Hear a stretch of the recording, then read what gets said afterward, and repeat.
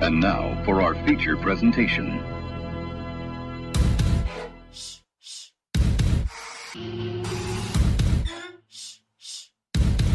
You're listening to the JB and Goldwater Show. Live, loud, and online.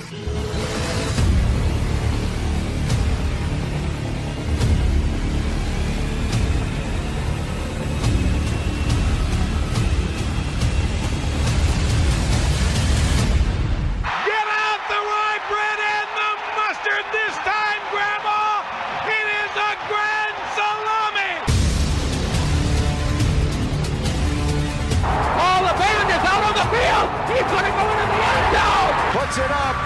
Yes! There goes Davis. Oh, my God. Davis is going to run it all the way back. Auburn's going to win the football game. American Pharoah is finally the one. American Pharoah has won the Triple Crown. Bonds hit way high. It's a deep. It is out of here. High fly ball into right field. She is gone. Unbelievable! A home run for Gibson, and the Dodgers have won the game 5-4. I don't believe what I just saw. Here are your hosts, Jamie Bradford and Darren Goldwater. All right, greetings and a good Wednesday afternoon, and welcome aboard the JB and Goldwater Show, live, loud, and online, and driven daily by our friends at Stokes Volkswagen, StokesVW.com for more on the lot here in the Low Country. Darren Goldwater to my left, I am Jamie Bradford. We're here until 2 o'clock this afternoon, and between now and then, we probably won't take many breaths because there's a lot to get out, and we've got a lot of breaking news we're going to lead the program off with here momentarily. J.C. Sherbert at 12:30, owner of thebigspur.com. We've got plenty to unpack with him. News out of UConn today, Colorado State, polls set to come out tomorrow. Big Ten versus SEC, Pac-12, that scheduling approach. Will Muschamp going to meet with the media at 3 o'clock today? Darren and I will be on that call. We'll talk to JC about all of that and much, much more. At 1 o'clock, Matt Zimick. He's the editor for TrojansWire.com. He's going to really unpack this We Are United players demand whatever it is that we've been discussing for the last 3 days. We're going to really get into some details. You don't want to miss that conversation or the one prior with JC. Got a lot of baseball notes from last night. You'll want to hear those.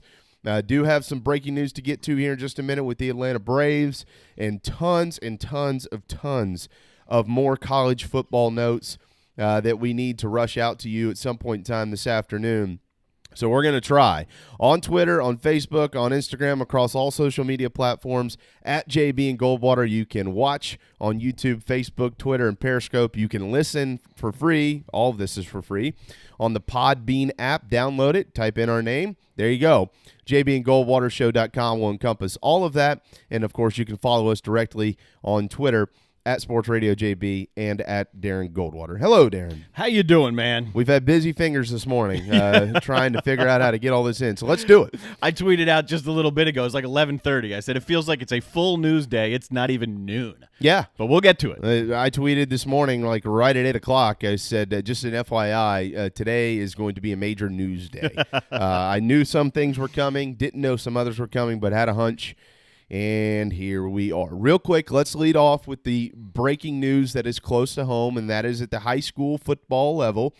This has been adjusted again. The start date for high school football here in the state of South Carolina once again has been shifted, and it's been shifted back. So they're going to start on September the 8th in football. That will be the first real practice. They'll actually, as part of phase 1.5, be able to get out there and do workouts beginning on August the 17th. But their first official practice will be September the 8th, first scrimmage September the 12th, and then they'll start to play games on September the 25th in South Carolina. Playoffs begin November 13th, and the finals, or the championships, to be played December 4th and 5th. 7-week season in high school football. That is a 7-week season. So that is brand new news coming from the South Carolina High School League. Also from Jeff Hartzell at the Post and Courier, the league will form a task force, which is shocking that they've not already done this, but they will form one to submit a plan to the Department of Commerce for having fans in the stands at football games. Of course, the governor's current restriction maxes at 250 apiece. That vote, by the way, 18-0. Yeah, it's wild that they haven't yet really wrapped their arms around. Can we have fans or not? And how are we going to do this if we can? I mean, we're getting there, it's guys. August, guys. It's August. Come on, get it together. Yep. Let's go. The Braves, more injury news, not good injury news. Today, placed infielder Ozzie Albies with a right wrist bone contusion and infielder Matt Adams with a strained left hammy on the 10-day injured list. They have recalled catcher Alex Jackson, and they've also now officially reinstated outfielder Nick Markakis from the restricted list. So that is more injury news for the Atlanta Braves as they try to keep the train on the tracks because they've been playing pretty good baseball, but now they got a bunch of injuries to go alongside this. Hopefully they can keep that up. We got more Braves to get to later on in the program. Now to the breaking news in college football. And this is very similar in some ways, but different in others, and I think different in a good way from what we've already seen in the Pac-12. The Big Ten, just 27 minutes ago, did release hashtag Big Ten United by players of the Big Ten. This has been released in the Players Tribune. FYI, folks, we are aware that the Big Ten also released a schedule today. So we're going to get to the schedule here in just a few minutes. This just happened minutes ago. Yeah, trust me. We know about the schedule. We've got plenty of news and notes on that, and you'll want to hear it. We got a Penn State helmet on the desk here, like we're aware. Okay. You have a Penn State helmet. Yeah. But what's different about this Big Ten Unity proposal, Darren and I just briefly went through it, and we're going to read it all to you now, is it is health and safety based. This is health, and they're not asking for 50% of revenues or for coaches to take salary cuts and things like that. They are asking for health and safety precautions to be able to play football. So let's read it, Darren. Let's unpack this. I think you've got the graphic up, right? I've got the graphic up. Yeah, I mean, go through it. Yeah, we'll shift through it quickly. The Oversight and Transparency Division of this, they want a third party approved by players to administer COVID testing and enforce all COVID-19 health and safety standards. Great. Sure. Sufficient penalties for noncompliance. For who? Like, who wouldn't comply? Well, you're seeing reports that there are some schools that are not. They're talking about the schools not complying here. Yeah. They're not talking about themselves. You're correct. Okay. Or if there are individuals, like the NCAA, just to kind of weave this together, the Board of Governors today said that they will announce a fall championship format or what they're going to do no later than August 21st. And they've set up a phone line as part of this for parents, for players, athletes, coaches to call in, kind of like the NBA snitch line. Like a whistleblower line. Exactly what it is. Okay. So it seems like it would fall in line with what the Big Ten is saying here. If you see Then they'll have to something, investigate. right, if you see something that isn't kosher, let us know. Yeah, well, in the SEC, each school has somebody in charge of this. Is that not the case in the Big Ten? Do they not have a medical officer in charge of all this on each campus? They do, but is it going to be done the right way? That's what they want to make sure. Okay. Also, mandate for athletics personnel to report suspected violations. The prevention and safety protocols ensure all athletes have up-to-date information about the risk that COVID-19 may pose to their personal health, the health of their families, and the health of their communities. Let's keep in mind something, too. A lot of this has already been done. There might be some players who maybe don't think so. I don't know. I haven't talked to any of these guys, so I have no idea. But a lot of this is in place, but they wanted to make sure it got into this. Adherence to World Health Organization and CDC guidance for sporting events and compliance with all federal, state, and local statutes and regulations. Hopefully these schools are doing that anyways. Safety standards that are appropriate for each sport. Let's just bring the next one into this. Social distancing requirements and mandatory mask wearing in and around athletics facilities by coaches, staff, players, vendors, press, and visitors. And then minimum cleaning and sanitation protocols for all uniforms, equipment, and athletics facilities, including visitors' locker rooms, temperature checks for anyone entering the athletic facility. They do this stuff already. That safety standards that are appropriate for each sport, I'm going to kind of lump something into that. I'm assuming they're talking about things that, like face shields and stuff like that. Maybe you'll be able to utilize those type of things. The testing, contact tracing, and related procedures division of this, Darren, contact tracing protocols for anyone who comes into contact with college athletes and team personnel who test positive, testing for everyone who comes into contact with college athletes, coaches, trainers, medical staff, nutrition staff, referees, media, etc. In-season testing for all the above 3 days per week. Testing twice per week with FDA-approved tests with less than 1% false negatives.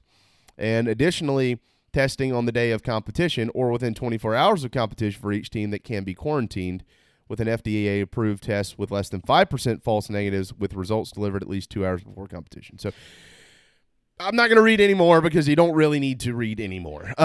Basically, do what it takes to keep us safe, and let's be transparent about it. And if you're not, we're not playing. Correct. And here's my big takeaway from it. And if you combine the COVID aspect of the Pac-12 player movement and this one, my sense is that the players, because you've got 400, 500 on the side of the Pac-12, you've got over 1,000 here on the side of the Big Ten. My sense is the players don't feel fully comfortable with the way things at least are being handled at the moment, and they want to make sure that they will be fully comfortable. And so I think that's, I don't want to say a red flag, but maybe a yellow flag coming up from some of the players of the Big Ten and the Pac-12 saying, look, let's be sure we know what we're doing here.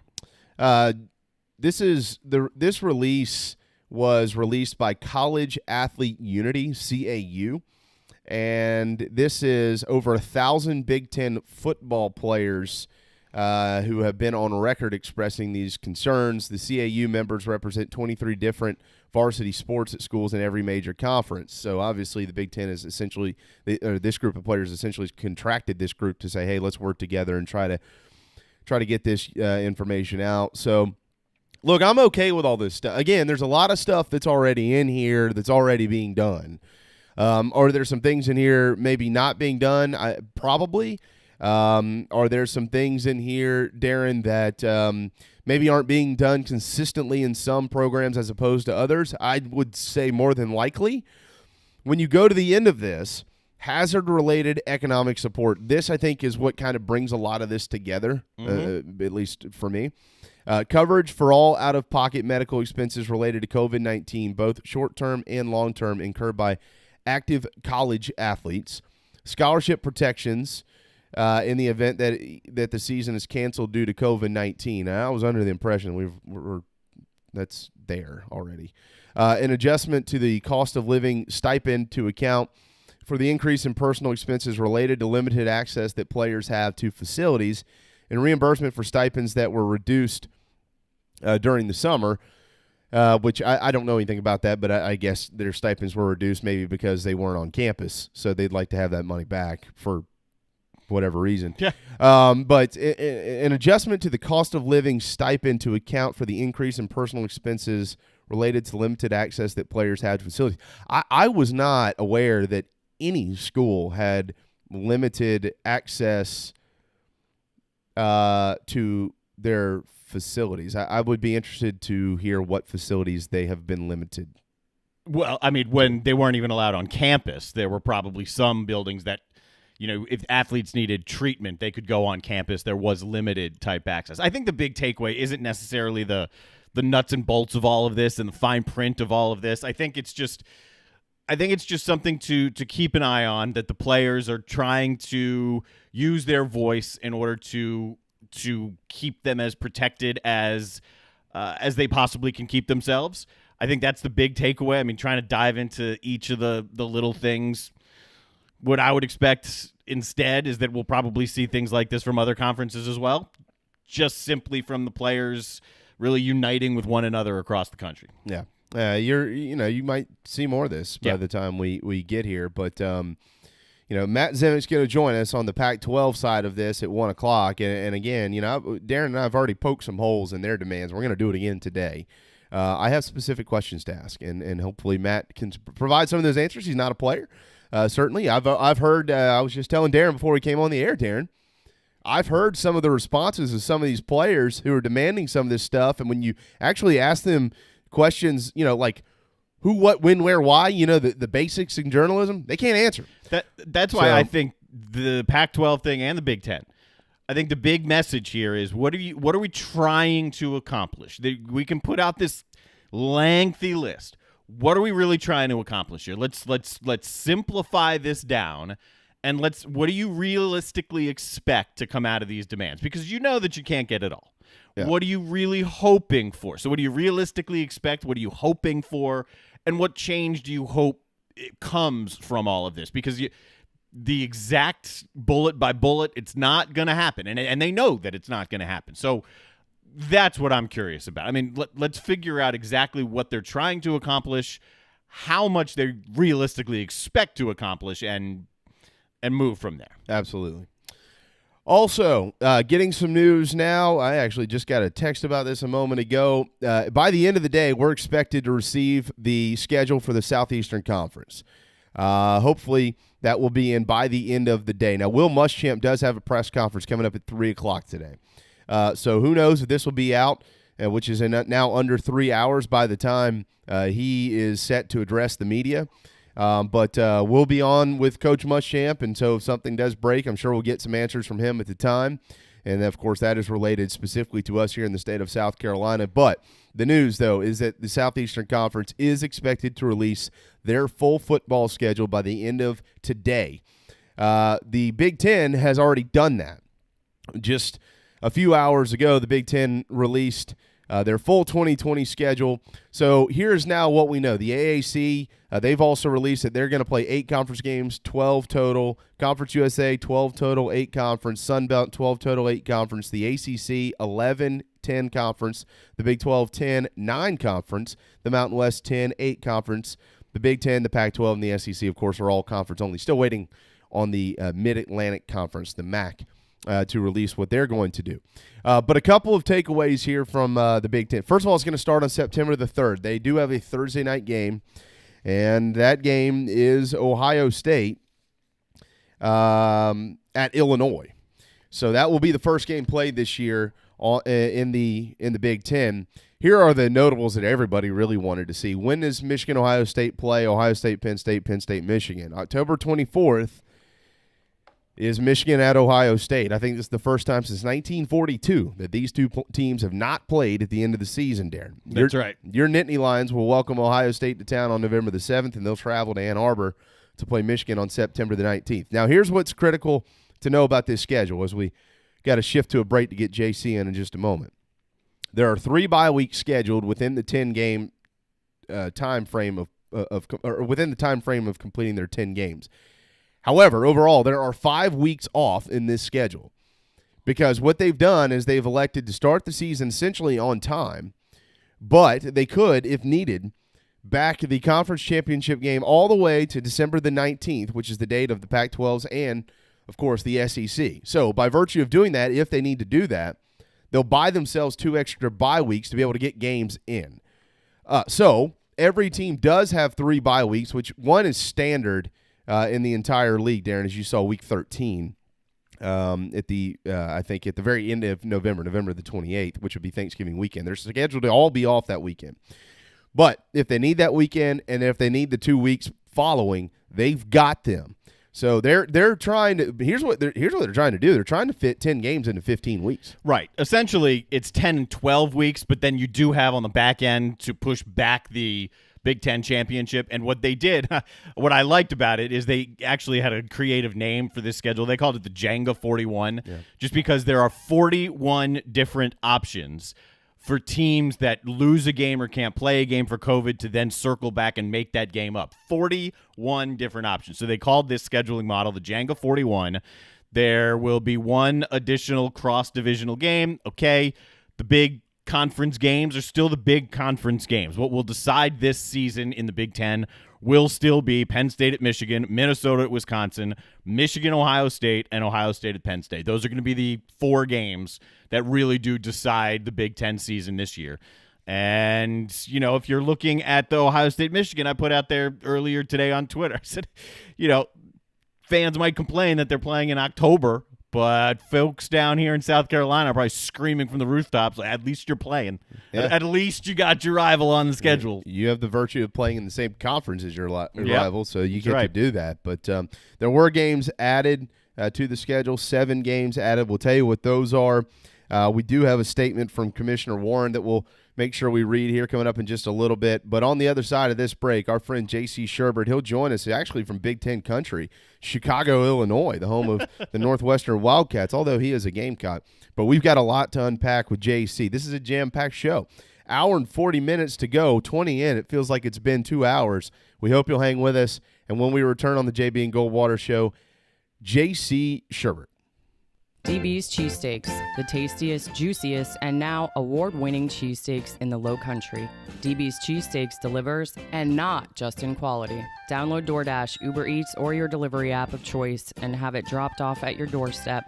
Original chicken, buffalo chicken, even pizza cheesesteaks, not to mention incredible cheeseburgers, massive hot dogs, and dynamite hoagies. It's all there for you and your family. DB's Cheesesteaks in West Ashley. dbscheesesteaks.com.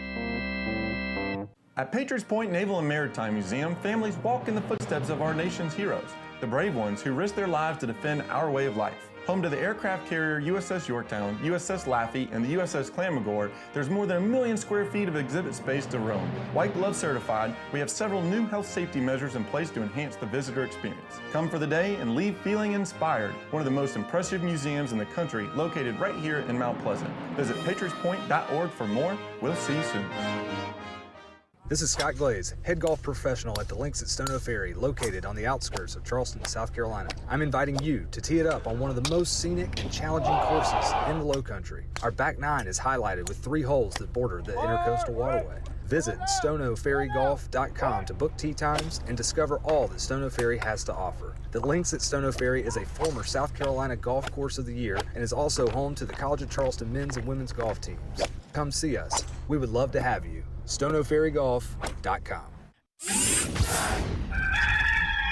What's up, everybody? This is South Carolina singer-songwriter Patrick Davis, and I might live in Nashville, Tennessee now, but guess what? I can always keep up with the news back in South Carolina because I've got the JB and Goldwater Show. Thank you, JB and Darren, for being live, loud, and online. Teenage Mutant Ninja Turtles. Teenage Mutant Ninja Turtles. All right, 12:22. Welcome back to the JB and Goldwater Show. Very proudly presented and driven by our friends at Stokes Volkswagen. Visit stokesvdub.com for information on your next ride. And we'll take a ride to Chicago, Illinois. That's where our friend J.C. Sherbert joins us. If you hear that bumper from time to time, we joke with him because he does have pet turtles. But, J.C., I promise I'm working on something new and fancy for you. You'll like it, but I haven't had time to get it because, it's kind of been a big news day or a couple of days around here, and we're going to try to unpack all of that with you. What's up, dude? Nice hat. Thanks. I'm butt chapped today, man. Oh, really? Sorry. So what's going on? What's the worst part about it? My butt is chapped. Yeah. Oh. I literally got out the truck yesterday, and all of a sudden I had this pain in my rear, and I didn't know what it was.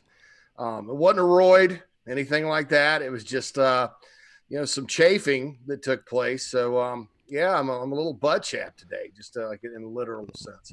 That's awesome. Thank you. That's things you want to know. It's the corona rear end virus. Dude, once that happened, I knew it was going to open the show today. I was like, all right, that's the first thing out of my mouth, old JB and Goldwater tomorrow is my butt chappingness. But now you get a little, you change a little and, sleep it off. It's fine. That's right. I'm feeling much better today. Thank you very much. Good, because you're with us for about another 35 minutes, and we've got a lot to unpack with you. So hopefully you can provide some answers, JC. All right, so we first of all, it's expected that at some point in time today we're going to get an entire schedule from the Southeastern Conference, which around here is what we're really waiting on. We'll get to more of that in just a minute. But before we got on the show, the Big Ten players now have a Big Ten unity proposal out. Similar, but not really, to that of the Pac-12. The Pac-12, of course, they want all that in a bag of grits. The Big Ten, these players, really, this is about safety protocols and precautions, which I was kind of under the impression that most of this was already in place, but maybe I'm wrong about that. So in looking at these two proposals, do you expect more of this from not just the Power 5 leagues, but other leagues around the country? And do you expect that, look, if it's health and safety related and it's relative to playing the game, JC, yeah, this stuff should be in place before they go out there and play football. I understand that.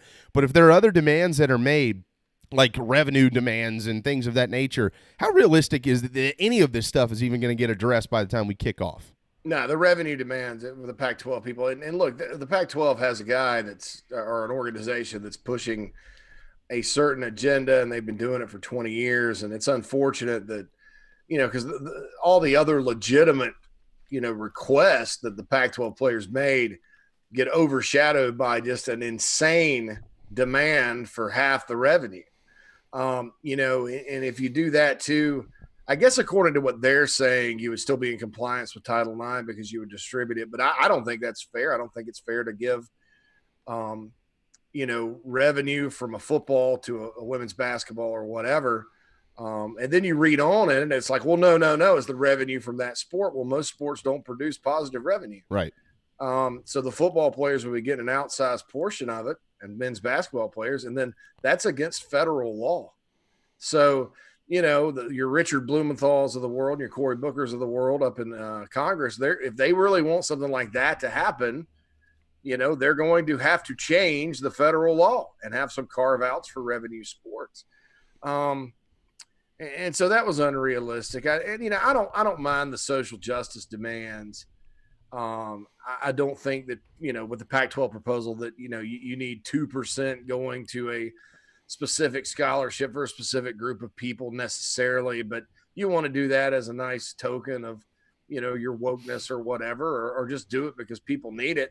That's fine with me. But, all of the other legitimate complaints that they had were overshadowed by just the pay me. And I think a lot of these guys, including the guy that's leading it that played linebacker at UCLA, don't really understand the actual value of the players. I'm not saying the players have no value. I think they have a lot of value, but I think that, there's a big disconnect in terms of where is all the money coming from in college sports? It's coming from fan interest and, support from fans, and those fans remain passionate no matter who's playing for their team. Yes, the talent level, if everybody that was good just went on to the pros and there was a minor league, yeah, the talent level would be down a little bit in college football. But because of the nature of football and guys developing at different times, you'd probably be 50-50. And the fans would still pack the stands. They would still have billion-dollar TV revenue. They would still have everything coming in. I mean, you want to go create a minor league, do it. And I think a lot of the problem with this is the NFL. The NFL is sat on its hind legs and said, well, we're not going to do a minor league or whatever. They're depending on college to do it. And so then, you're like, well, where do you play? If you want to play football and not necessarily go to college, you want to get paid right away. Well, you can't do it in the NFL. So, the NFL is really, I guess, avoiding a lot of legit criticism with this with regards to the revenue sharing. Now, the Big Ten today, I thought every one of those demands was legit. And I also think that most of them have been met, including the release that came out right afterward. It's been a busy news day, as you said, from the NCAA that said, all right, you can't have guys sign coronavirus waivers. Right. And look, I don't know how, and there's going to be somebody that's going to get sick with corona that plays college football.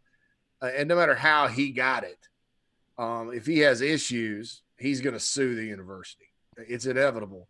But most of the time, I think it's going to be a situation where a guy goes to a party or whatever, and brings it back and gets sick or whatever. I think that, most football players are responsible and care about their health.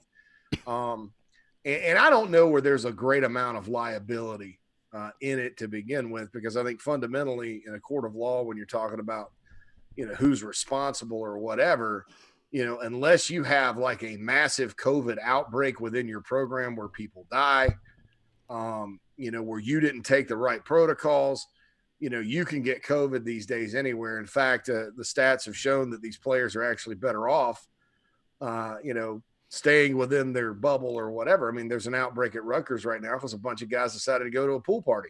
Right. You know, that's the bottom line. And I'm not blaming the student athlete here. I'm just saying that in terms of liability, I think that, yeah, don't make them sign a waiver. That looks bad, but, you know, it's going to be an awfully tough case to make.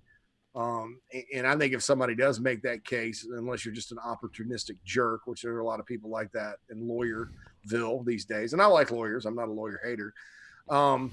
I think that you know, it's going to be a very hard case to prove. You know, and if you can prove it, then chances are the school is liable. So I thought the Big Ten deal was good, and I think most of what the Big Ten players wanted, either was, you know, quickly taken care of by the NCAA's release today, was he already in place, or is just straight up common sense.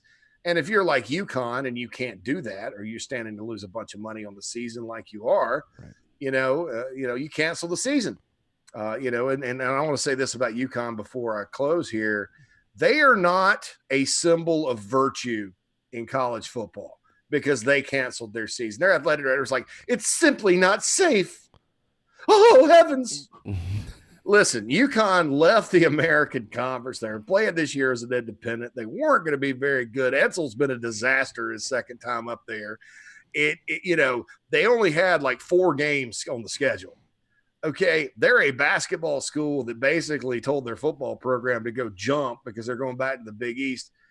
If there is a school that needs to cancel the season, it's the UConn Huskies. I mean, how are they? I mean, nobody's lining up to play them. I mean, it's I get it. And I would hope that because they made that decision that they would let their players transfer and go play elsewhere if they want to. Wow. We were hit with that news first thing this morning. UConn's canceled, and everybody's like, "Oh Lord heavens, this is the first domino to fall." No, it's not. No. I know. And, I tweeted that out too. So then the Big Ten. I was glad to see the Big Ten actually released a schedule. About 15 minutes afterwards, so people quit talking about the fact that, UConn's only got 4 games scheduled. They're just going to bag the whole thing and then pretend like they're beacons of virtue up there in stores.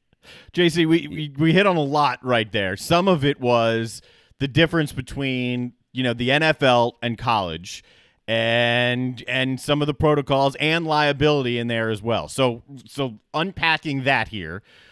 If you want to opt out, you can opt out. And there was an article on 247 Sports, part of the Big Spurs network, that was comparing Micah Parsons, who's Penn State's star linebacker. He could be the first defensive player overall taken in the NFL draft. So high first rounder. He opts out, and the article compares the money that by opting out he can make, whereas Jadeveon Clowney could not make that money as he stayed in. Where's the comparison right there? And, as you try and filter through, if there's a minor league, which there isn't, it's college and pro, and how to balance that line. Well, Clowney could have opted out. He just wouldn't have been able to, he wouldn't have stayed on scholarship at South Carolina. I mean, and I honestly don't think that, we need to get in the habit of letting guys just say, well, I'm worried about my draft status, so I'm going to stay on scholarship and take a scholarship from somebody else that's on the team, that could be on the team,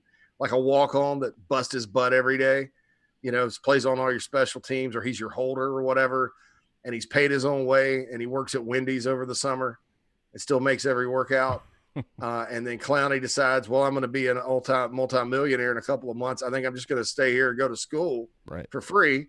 And then, you can keep going and working at Wendy's because you're just a holder or whatever. I don't think we need to get in the habit of that. Yeah, and there's nothing wrong with working at Wendy's, by the way. I may go fill out an application. I just, it's really good how they make the burgers. It's fresh. They are good, man. It's not like McDonald's where they have the hockey pucks. Because I worked at McDonald's too when I was young. Anyway, those were the days. So what was I saying? Yeah. Okay. So I don't think that's fair. And I don't think that's something we need to get into with that. Now in Michael Parsons' situation, and I said this, I seriously support anybody who wants to opt out. And Nicole Auerbach, who's been a good reporter through all this, obviously she, like others, has her opinions about whether or not they should play and the exploitation of athletes and all that. She got on the NCAA today, the guidelines were you cannot take their scholarship for opting out. And she's like, this is huge. Well, if you've been paying attention, most of the schools and conferences that are going to play this year for major college sports, and, this is an all-encompassing thing for all sports, and maybe they were going to do it volleyball or whatever, have said any player that wants to opt out is going to remain on scholarship. That's already been determined by the people that are vilified. How dare they for trying to go and have a college football season? So I think that's interesting. And I think Micah Parsons is one of the guys that, and people are going to talk about Trevor Lawrence. You guys got to get ready for this conversation. Oh, yeah, it's coming. Yep. They're going to talk about him needing to do it. I would be stunned because if you think about the history of Clemson football under Dabo Swinney, those guys are pretty loyal and they stick it out and play, Christian Wilkins, guys like that, they'll stay for their senior seasons or whatever. Heck, ETN came back. Yeah. And ETN came back. And I think Trevor probably feels like he's got some unfinished business. So I'd be stunned if he opted out, but you can expect a groundswell of encouragement from the national media for him to do that. And any other really good player out there. And look, I don't blame them if they do. I think that, that's the other side of this coin.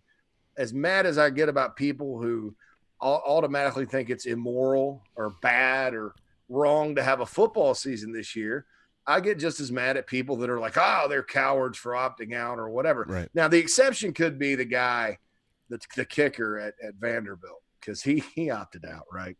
This cat. He was at Columbia University, right? Fine school in New York. I know some people that went there. It's a fine school. Ivy. He was a kicker there, right? And was really good, and then went to Vandy, and I think he got hurt and missed last year. So he's supposed to be their kicker this year. He puts the manifesto up on Twitter. I'm sorry, but I'm not willing to sacrifice my health. This is just wrong and moral. And I was like, oh my God, I don't know if he talks like that or not, but it was like, wow, the Ivy League transfer kicker has opted out. Hell, boys, let's just shut down the whole season. What are we going to do without Vandy's Ivy League kicker? And I bet exactly 0 of his teammates are going to follow and say, you know what? That guy has been on the other end of the field for a couple of years, the smart dude from the Ivy League. And most Vandy dudes are smart. I mean, yeah, he's got a point. Screw you, Derek Mason. We're not playing this year, So I that was the one guy I was like, And then I hope that the guy in the Colorado State article that was quoted yesterday that went, he sneezed near me and I don't feel safe. That guy, I hope he opts out, whoever he is. I think those are the only two that I'm like, yeah, you guys need to go on down the road because maybe football's not for you. He sneezed near me. It does look like Colorado State's got some problems, though, like real problems. Well, it depends on who you ask. Yeah, I mean, a lot of the players are saying no. Obviously, had the column written about how not only at Colorado State was it bad to play, but this is just a cash grab. Yeah. I'm like, dude, I'm like, if you like your $38,000 a year plus benefits, you probably should not be encouraging. You're not going to win. The editors and all may be cheering you on, but the publishers and the money people at the newspaper are going to be like, oh, we don't have to have a college beat writer this year. Great. Let's furlough that position and we'll hire somebody $10,000 cheaper. Oh, come on. Graduation comes around. No, that's how the newspaper business works. I've worked in there. I know how it is. So maybe you shouldn't be actively cheering. And also before you have the facts.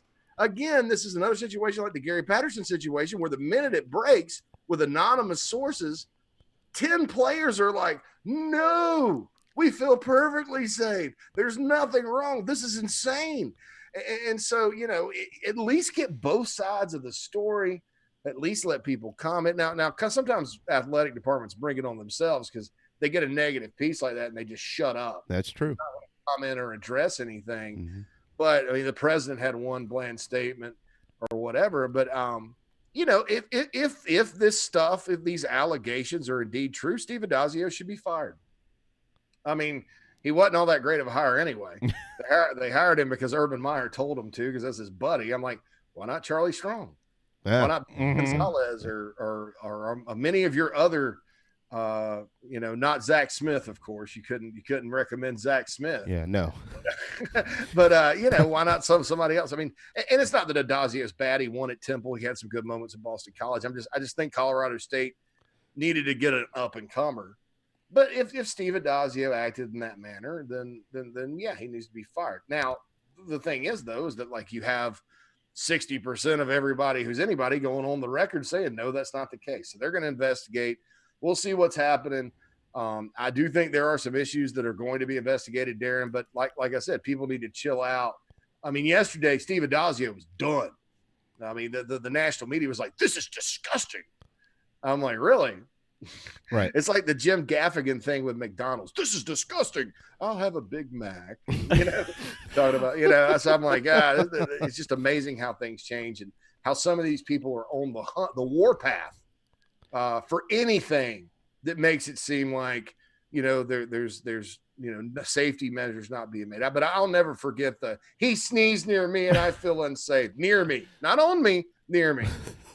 Well, like West Virginia's safety, Kerry Martin Jr., he opted out and issued a wonderful statement. Hey, look, this is about my family and myself, and he's got sickle cell and asthma. He doesn't feel safe. I signed my NLI to play here. I love this place. He didn't call out coaches. He didn't call out his program. He didn't go down that road because he didn't have – there's no reason to. He was just like, look, I personally, this is my decision. This is what I'm going to do. And I think that's absolutely perfectly fine. It should be perfectly fine. It shouldn't be judged in any way, shape, or form. That's what he chose to do, and that's great. And then you've given some other examples to the contrary. It's just going to be how it's going to be until we kick off. Let me ask you this though. Let me spin this forward a little bit. Let's compare the approach that the Big Ten is taking and the approach that the SEC and the Pac-12 are taking to their schedules. Because the Pac-12 has pretty much followed in line with the SEC here. Look, now the SEC's got new practice guidelines, so it's actually August 17th. And, JC, I don't know if you'll be on this call today with Coach Muschamp or not, but we'll be on. I'll be on there, and they're not going to actually start practice officially in the Southeastern Conference for an additional 10 days, and then they're going to play at the end of September. So obviously they're going to try to wait this thing out. Get the students back on campus. Let's see what happens. We might not even play, but we might play. But that's their approach. The Big Ten, though, is saying, all right, well, we're going to move forward beginning September the 3rd because there is one Thursday night game with Ohio State and Illinois, right, Darren? And then we've got 15 weeks to play 10 games because you've got those weeks added on to the backside. If they need to push back the conference championship game, they can do so. As you compare those two schedule setups, is there one that is more beneficial than the other? I think, in my opinion, 15 to play 10 gives you max flexibility. Right. I think the reason that that's not happening is, and then, kind of being at times stuck in the middle of Big Ten country here.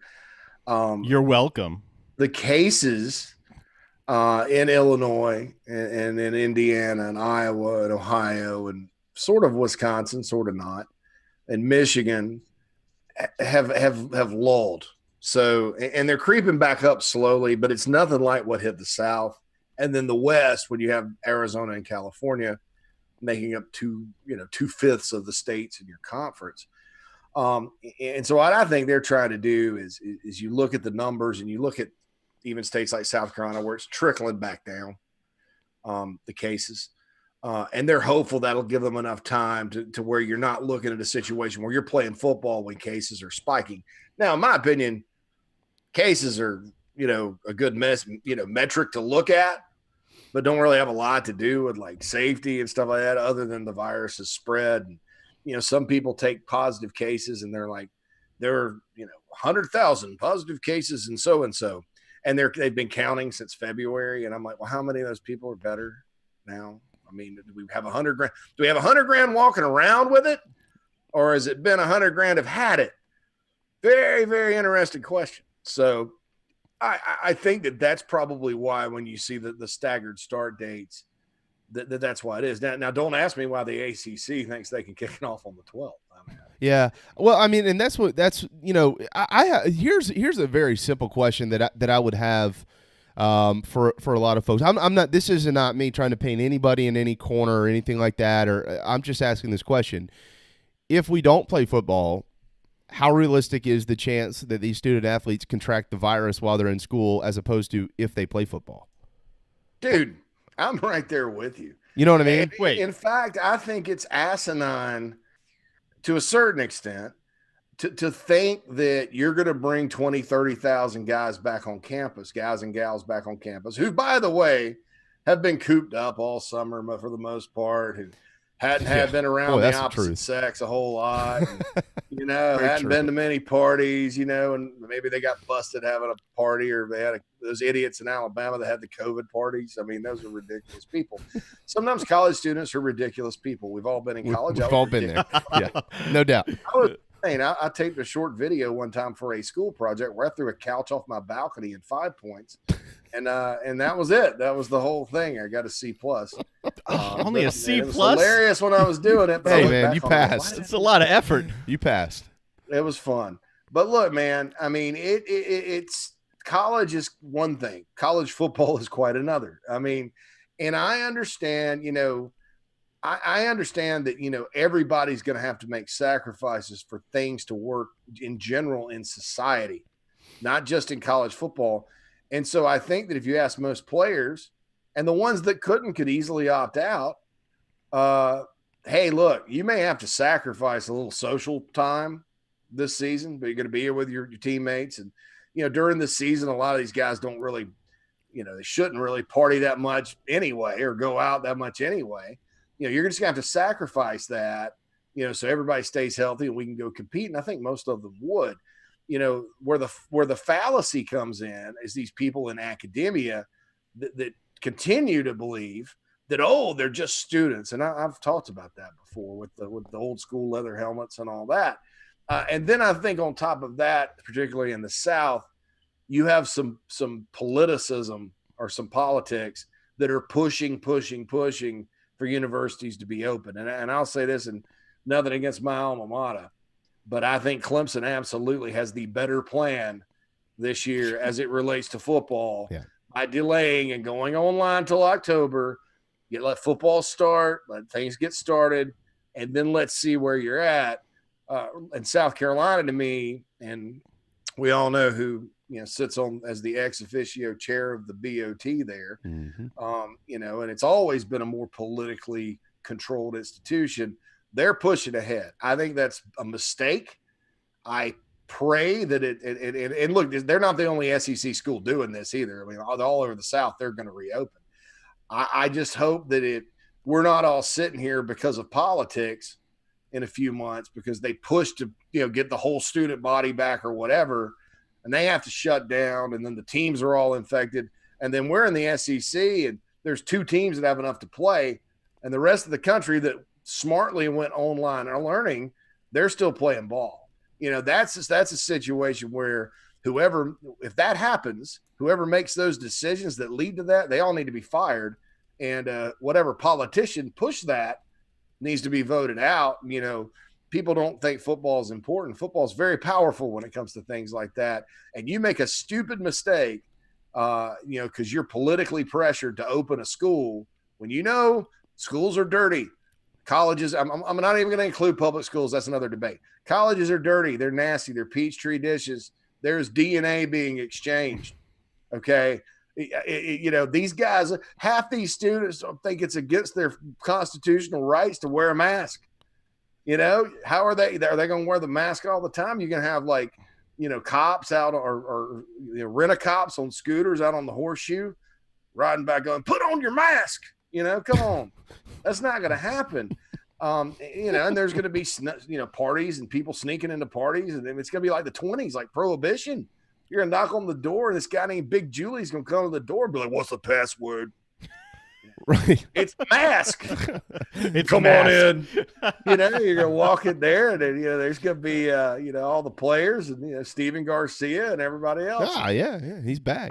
I'm just kidding about Steven. No, he's a good man. Well, I mean, but you see what I'm saying here, right? Like, because you're saying what you're saying is actually right into the rabbit hole that I was kind of going down. Like, college football players and let's just say college athletes in general, they understand that if they contract the virus, they're not going to be able to play, for whatever the minimum amount of time that is, 10 days or 14 days. Or and you're bringing it back to your team. It's not just you. Right. Yeah. Like, there's so many things. 1 or 2 guys. But without that hanging over your head, if you ask me, just trying to put my brain back into college day, and you didn't have to worry about whether you're infected or infecting a teammate or things like that. Oh, we're not playing football. The hell with it. I'm going out tonight.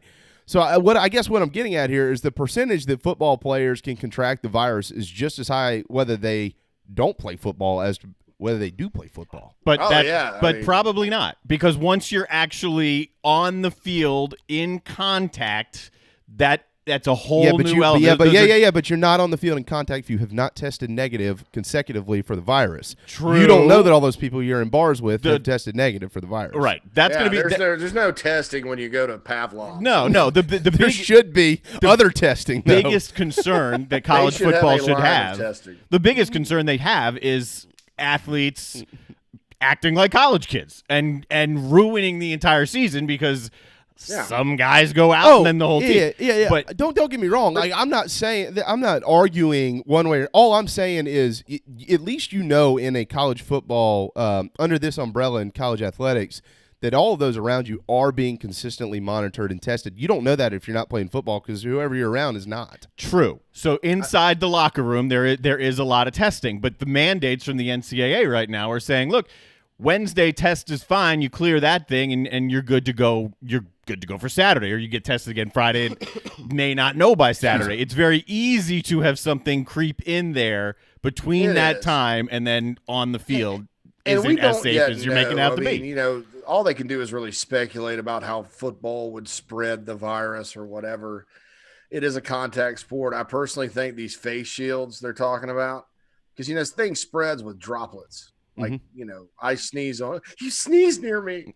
And then you breathe in the droplets or whatever. Now, how does that do? I mean, you have a face shield. Are they going to be able to breathe in the face shield? I mean, there's all these questions because we haven't played football yet during the pandemic. So I don't know. I tend to think that, you would think logically that, you got to huddle and you got to hit people and you got piles of bodies and it's going to spread.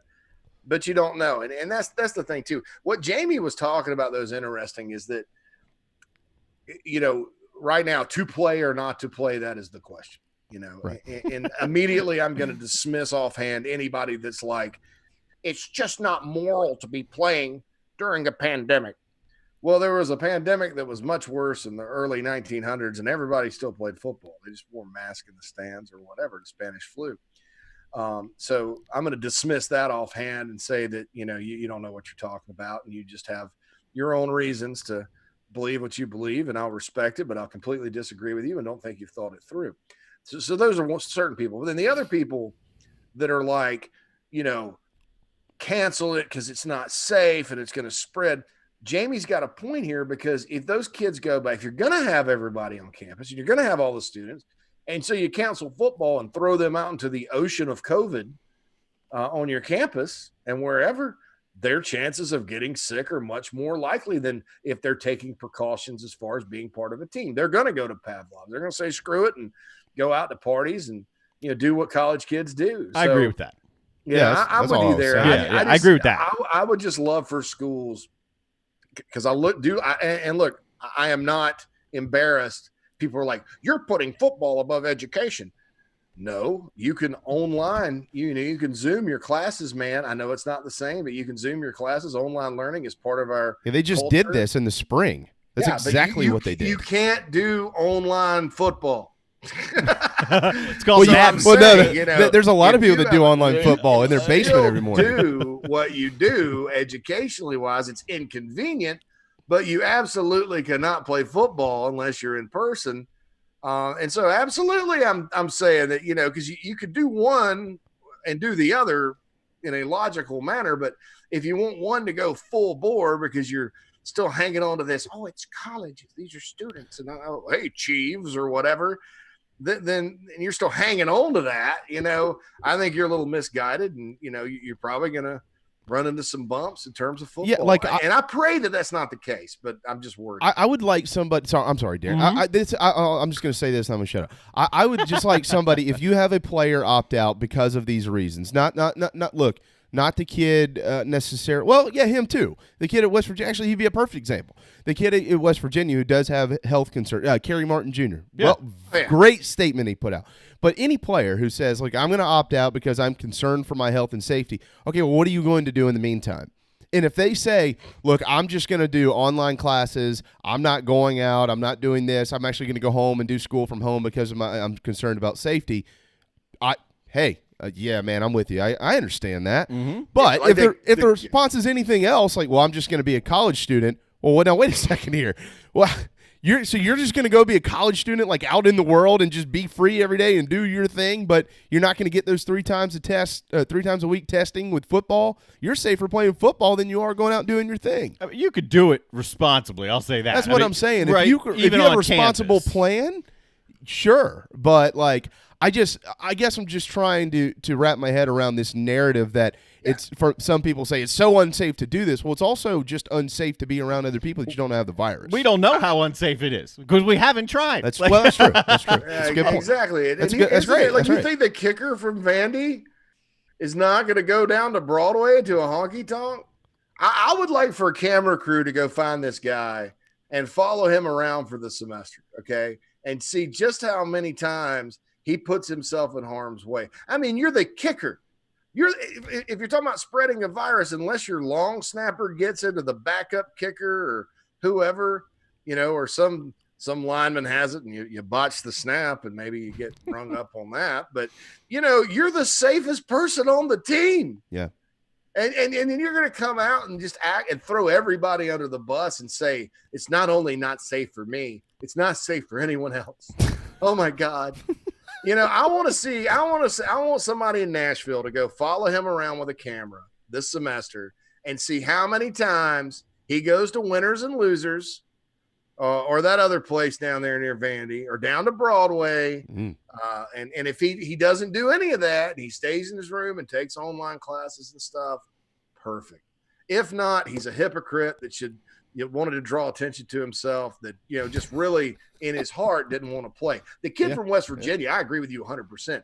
And in fact, I'll take it a step further. If you do have sickle cell or asthma or underlying conditions and you're a football player, you absolutely need to opt out of this season. It should be required. Yeah, I agree. It should be required. Yeah, you're right. It should be required. I mean, and I agree. And even if you just say you want to opt out because you and your parents have talked about it and you don't feel comfortable, that's fine too. Yeah. But don't throw everybody else under the bus on the way out the door, especially if you're a kicker. Okay? I mean, just don't do it. You don't do it. It's just unsafe for everybody. You're the UConn of players because they threw everybody else under the bus.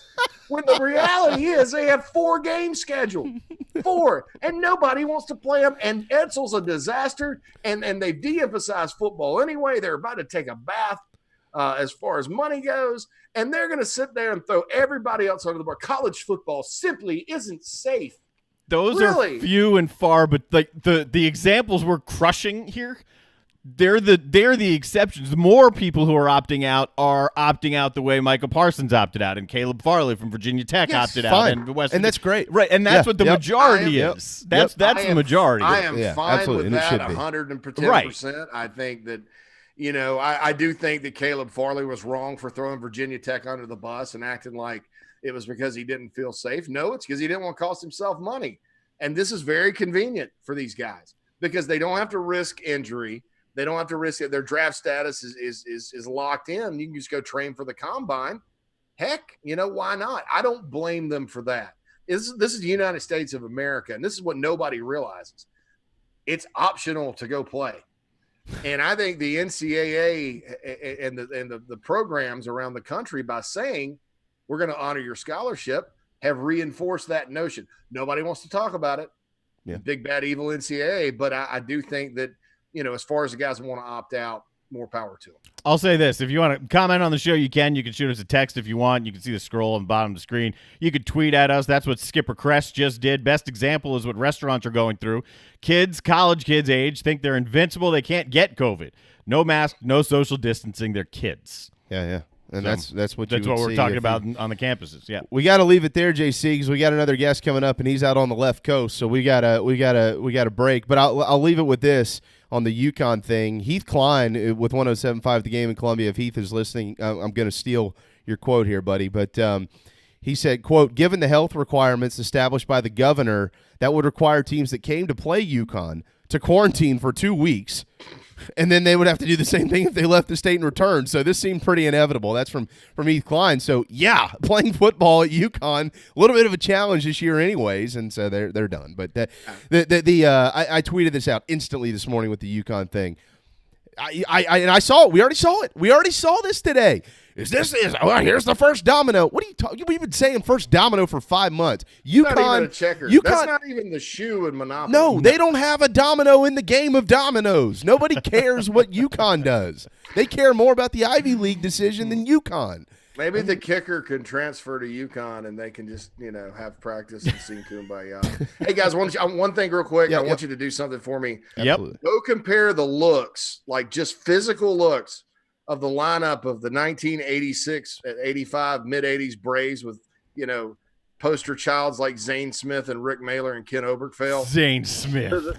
To the current Brewers. I watched the Brewers play the White Sox last night. It's the weirdest looking baseball team I've ever seen. And I realized I don't remember a daggum single person that's ever played for the Brewers in my whole life. Justin Smoke. No, it's Smoke. Yeah.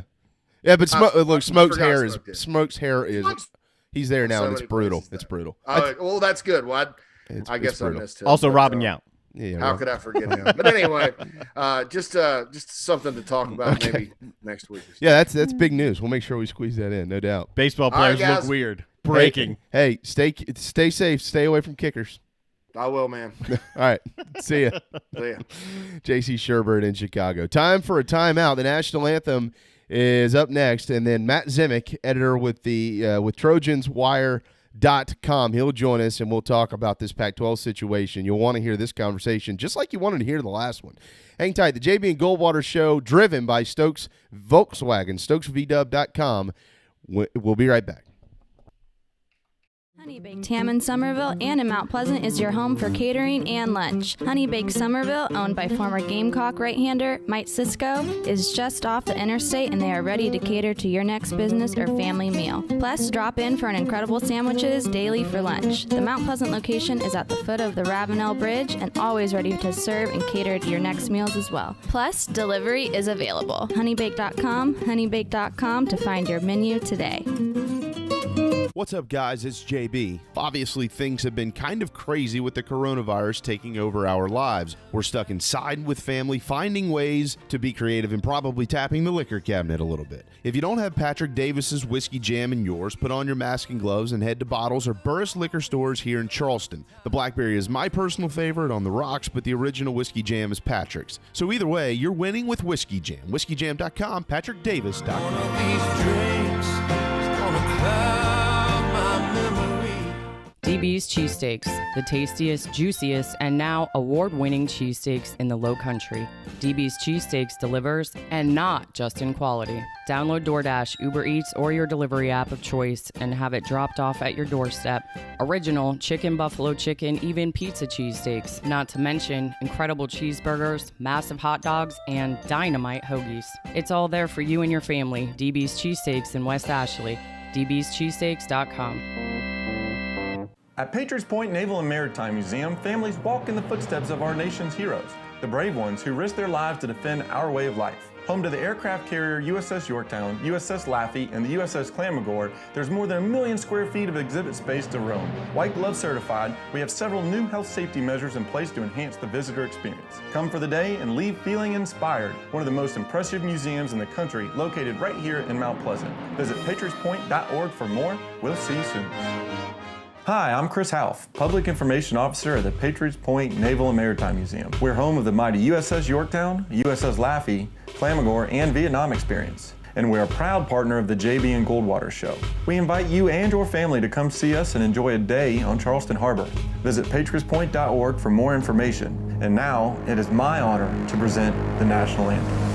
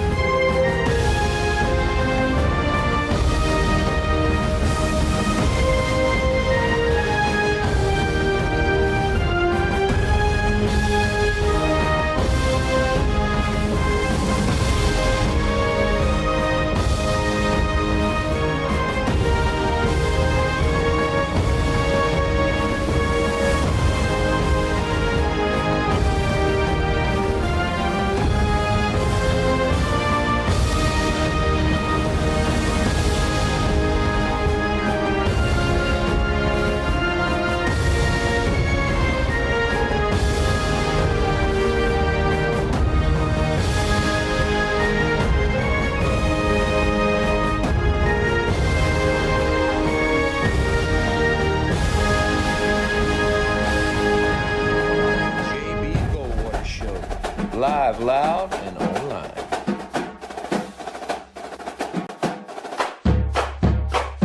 All right, 105, welcome back. Hour 2 of the JB and Goldwater show, driven by Stokes Volkswagen. And visit stokesvdub.com here in the state of South Carolina for your next ride. JB and Goldwater here until 2 o'clock this afternoon. Darren to my left. I'm Jamie on Twitter at JB and Goldwater. Also across all social media platforms. You can watch us on YouTube, Facebook, Twitter, Periscope. You can listen on the Podbean app. All of that is for free.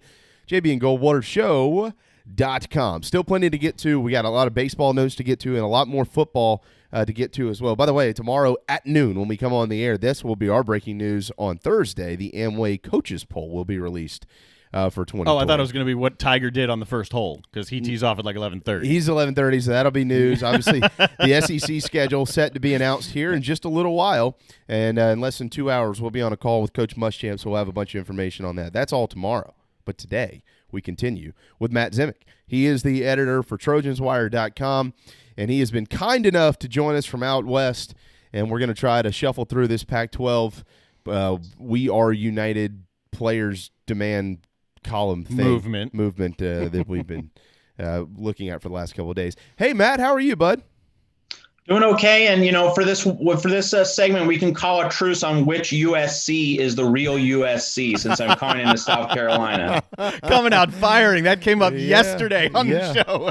Well, the old saying around here is that we were a college before they were a state, and I'm like, yeah, all right, yeah, that has some merit to it. And then you look at championships, and like, okay, USC's out west. Yeah. So they do have that over you. Yeah, they do have that. So we'll just stick with the fact that we're USC and y'all are USC and we can both be USC, right? Absolutely, that's the way to go. No question about that. Now we are united. There you go. Yeah, there you go. Hashtag We Are United USC times 2. Thank you so much for spending some time with us today. We really appreciate it. Glad you were able to push back to Wednesday. I think we were set to have you on Monday, but we had a tropical storm roll through, and out of some abundance of precaution, Darren and I decided to sit that one out. But we're back, and obviously today the Big Ten has released a We Are United Big Ten statement, but that is much more based, pretty much all based, around health and safety protocols. That is not the case in the Pac-12. Now, I did listen this morning to you, probably about 25 minutes of you, an interview that you had with a student athlete.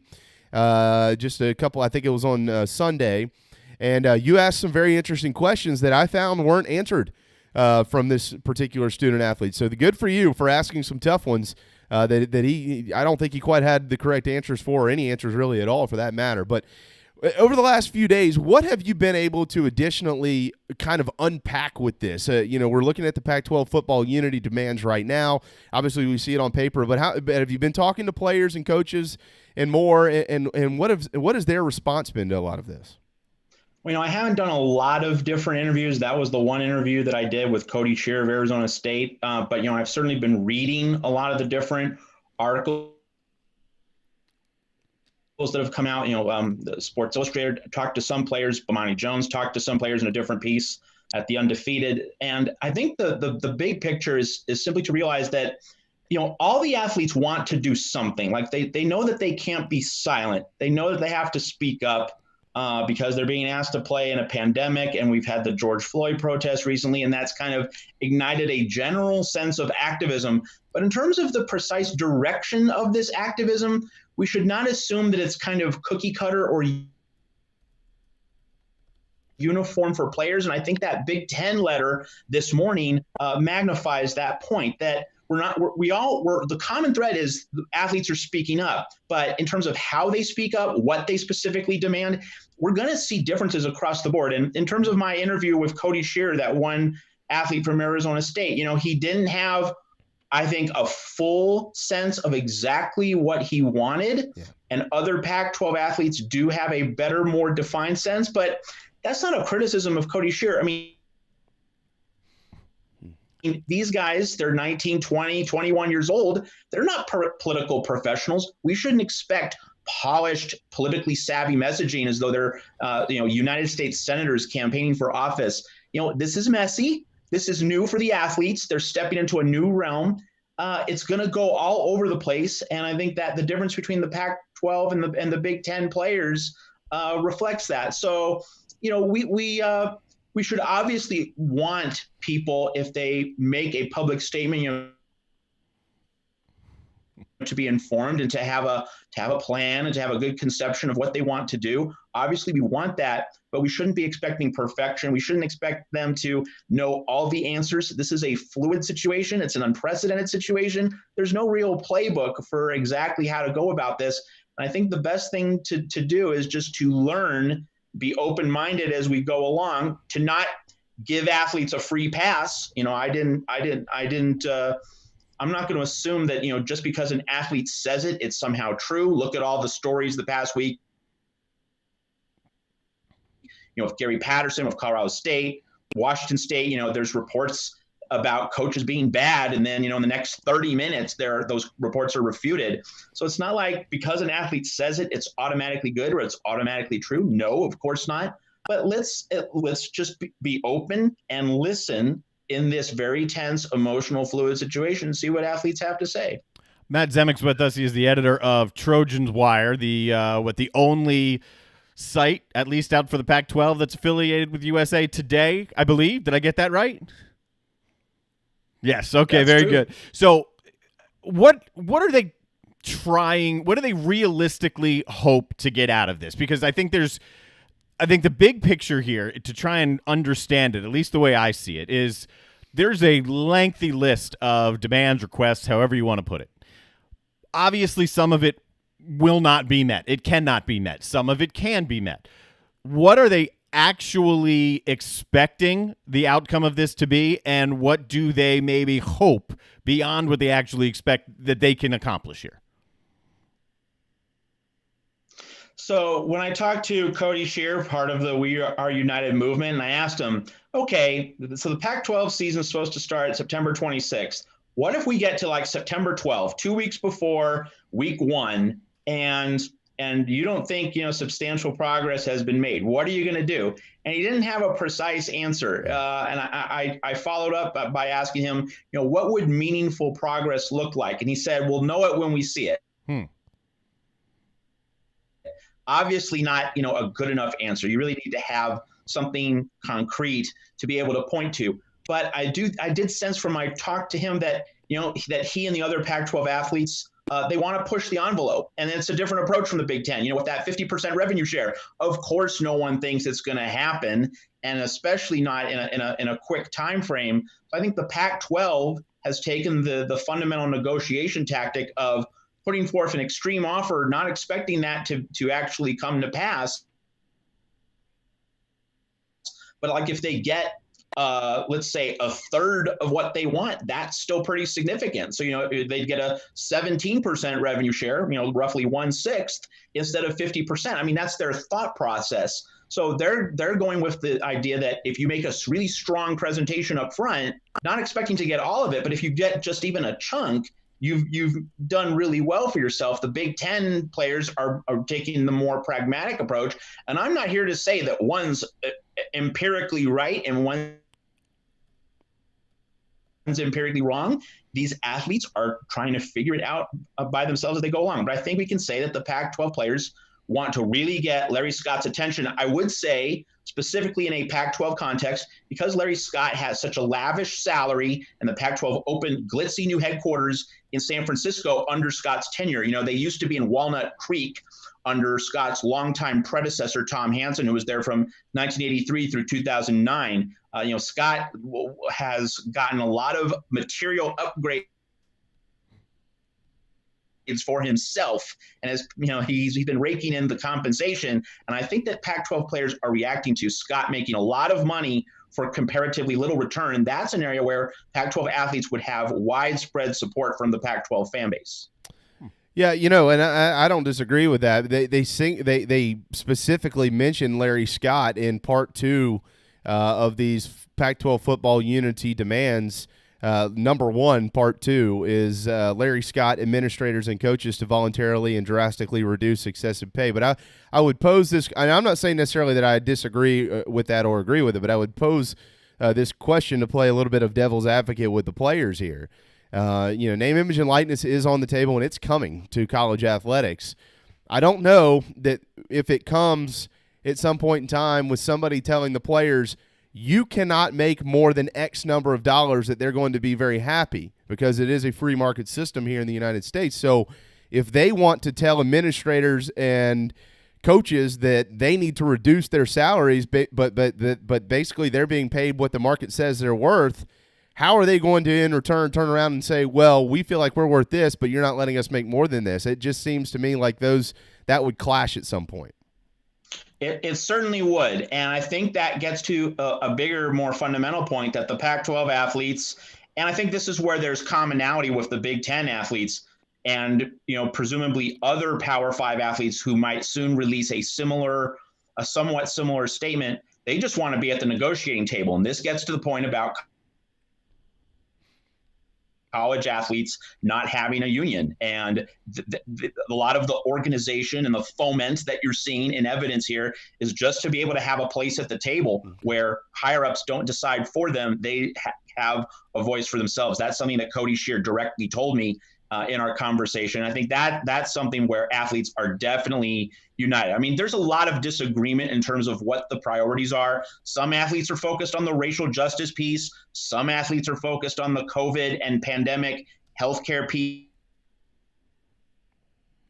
Some athletes are more focused on the economics. You're going to have differences of opinion there, but the united common thread for all athletes across all conferences is we want a seat at the table. Matt Zemek, editor, TrojansWire.com. Let me go to some of these racial injustice statements that were made. This was made by the players here, and I'm gonna preface my questions with this. I'm just asking questions. That's all. I just want, and this is a question. Honestly, you probably might not even be able to answer, but I'd like some of these players to answer, because I'd like to understand exactly what they're saying here. Because NCAA sports exploit college athletes physically, economically, and academically, and also disproportionately harm black college athletes, #WeAreUnited. Do you have any examples of how the NCAA has exploited these athletes academically, economically, physically, and how that has disproportionately harmed black college athletes?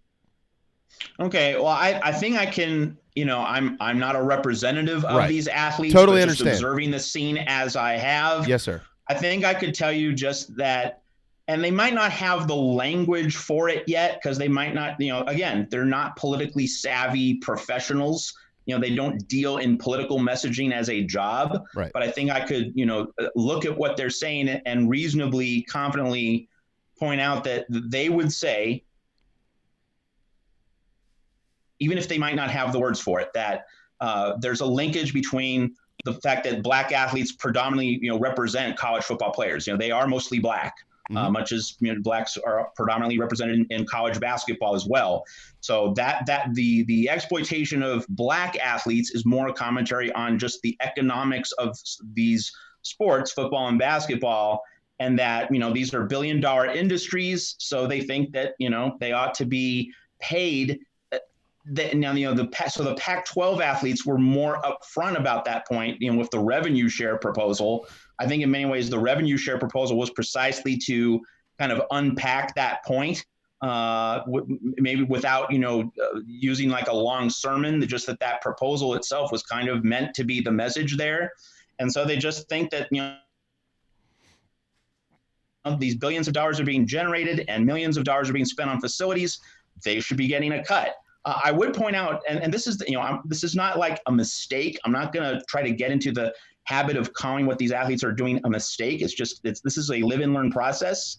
So I'm not going to view this as a mistake, but I am surprised that both the Pac-12 and the Big Ten players did not specifically refer to hazard pay, as in terms of playing in a pandemic. Neither conference of athletes used the term hazard pay, nor did they use the term at any point essential workers. And that would have been kind of a way to link racial justice and economic justice. If you're asking predominantly black athletes to play a major sport in a pandemic, you're treating us like essential workers. Okay, well then pay us. So I think that they want to do that, but they haven't yet found the language to make that point more clear. And that, again, that goes to their political inexperience. Yes, sir. That's a wonderful response. Yeah. Yeah, and let me clarify too. I'm not trying to. This is nothing specifically for you. You would have more answers than I would on this because I'm just. Oh yeah. I'm a little baffled by some absolutely. of what I've read. I mentioned this to Darren yesterday. And that includes this. Because unjust rules prevent the 98% of college football and basketball players who won't go pro from capitalizing economically on what would otherwise be the most valuable years of our lives, including many black players from low-income homes. # We Are United. Well, but they are on full scholarship, and that doesn't just include, going to school for, to have your room and board paid and your books and cost of tuition. I mean, that includes meals and other things of that nature. I did the numbers yesterday. I actually pulled up a Pac-12 comparison of all schools, and you're talking about $40,000-$50,000 more a year that these students are receiving, these student athletes are receiving in scholarship change from their respected institutions. I feel like that statement totally disregards that. So are they saying they would rather pay to go to school but be paid for what they're doing in school? I'm confused. I think I think what this brings up is, remember a few years ago where the University of Texas made $10,000 lockers for all of its football players? I think it basically gets to the point of these athletes, they'd much rather have $10,000 cash in their hands than a $10,000 locker to use at their athletic facilities. I think that's really gets down to that point. And that's why the Pac-12 athletes were so focused on including in their statement all the spending on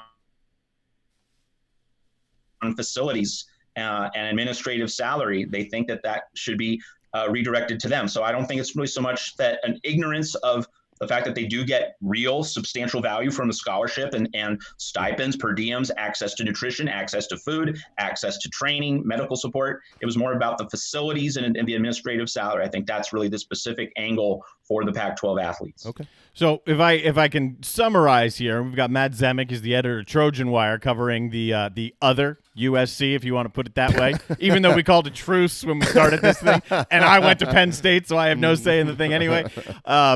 So if I can just summarize it, basically, what the Pac-12 has done, what the Big Ten has done. You alluded to what I did earlier in the show. I expect other groups to form in other conferences and put out similar statements. But the general goal here is, let's just get to the negotiating table. Let's find a way that college athletes can have more of a voice than we have right now, and then move forward from there. Did I get that part right?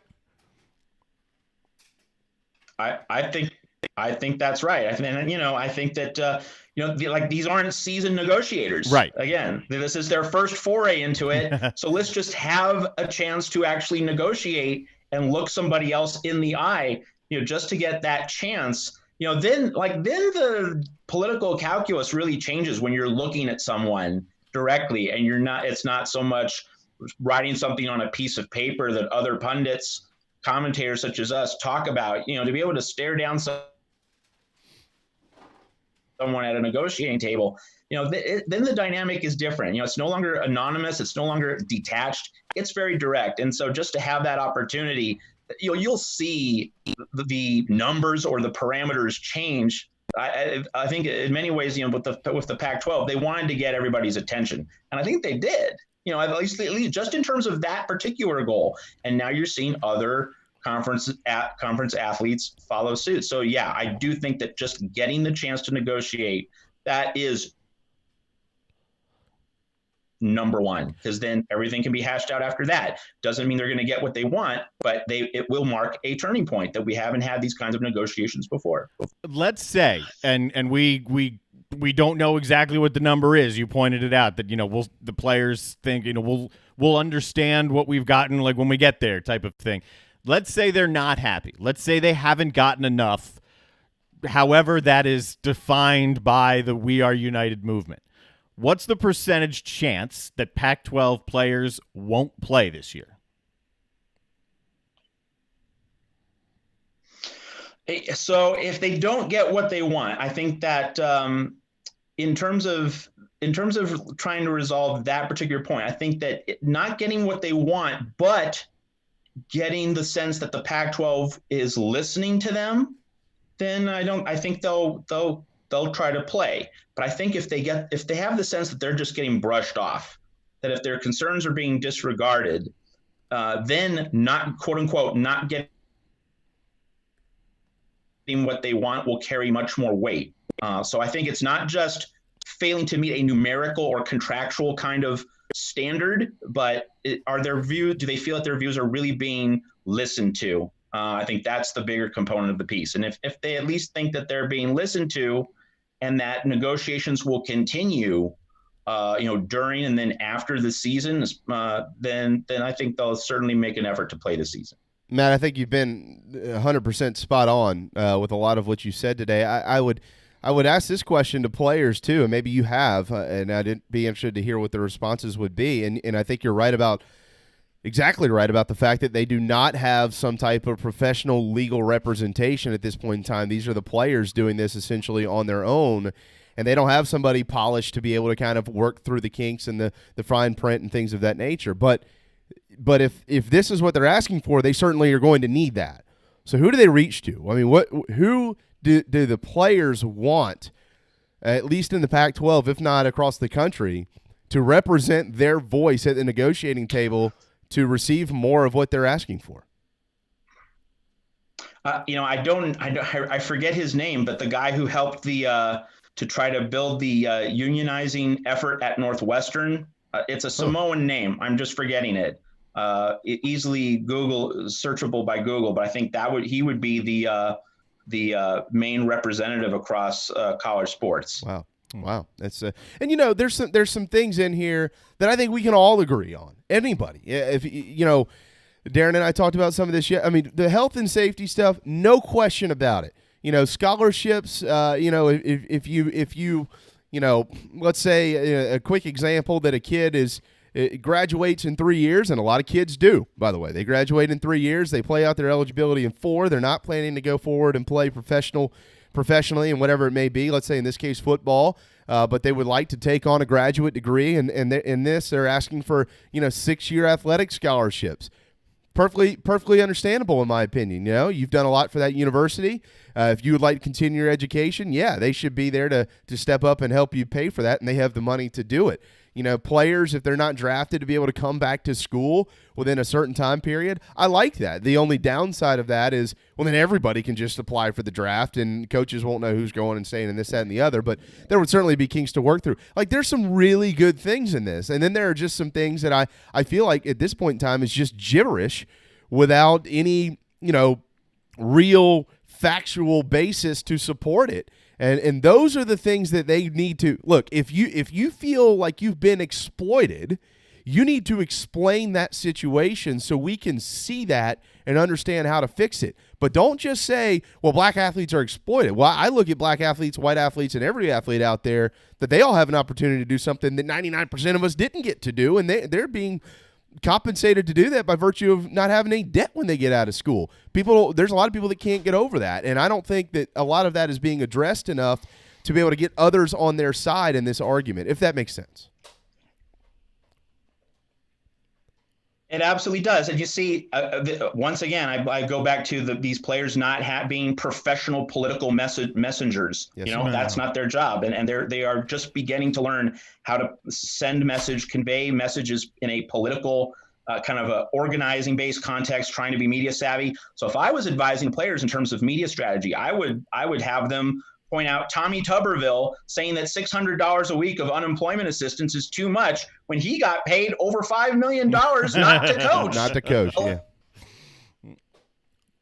11 years ago, I would be pointing out those kinds of things in terms of players being justified in terms of asking for more money at the negotiating table. But again, they're not professionals. So I just want to emphasize that, viewing these athletes' proposals as mistakes or short-sighted, not even wrong. It's not even a wrong analysis, but it's just they're not professional political operators, and they're just trying to learn how to go about life in a difficult, complicated situation. Let's just see where this goes. I certainly think there's a lot to be said for the idea that you have to itemize and explain specific grievances when you make them. Yes, you need to back that up. You need to have some meat on the bone in terms of that. And I think the players are going to, in time, learn how to do that better. It's part of their evolutionary process. But for the moment, let's just let this speech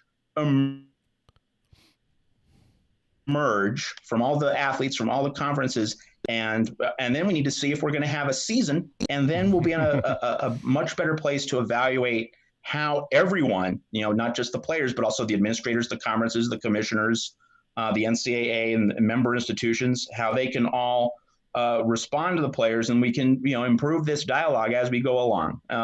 Let's see what everyone has to say. We're probably going to hear from the athletes in the other conferences. And, in a few weeks from now, we might have a very different vantage point on all this.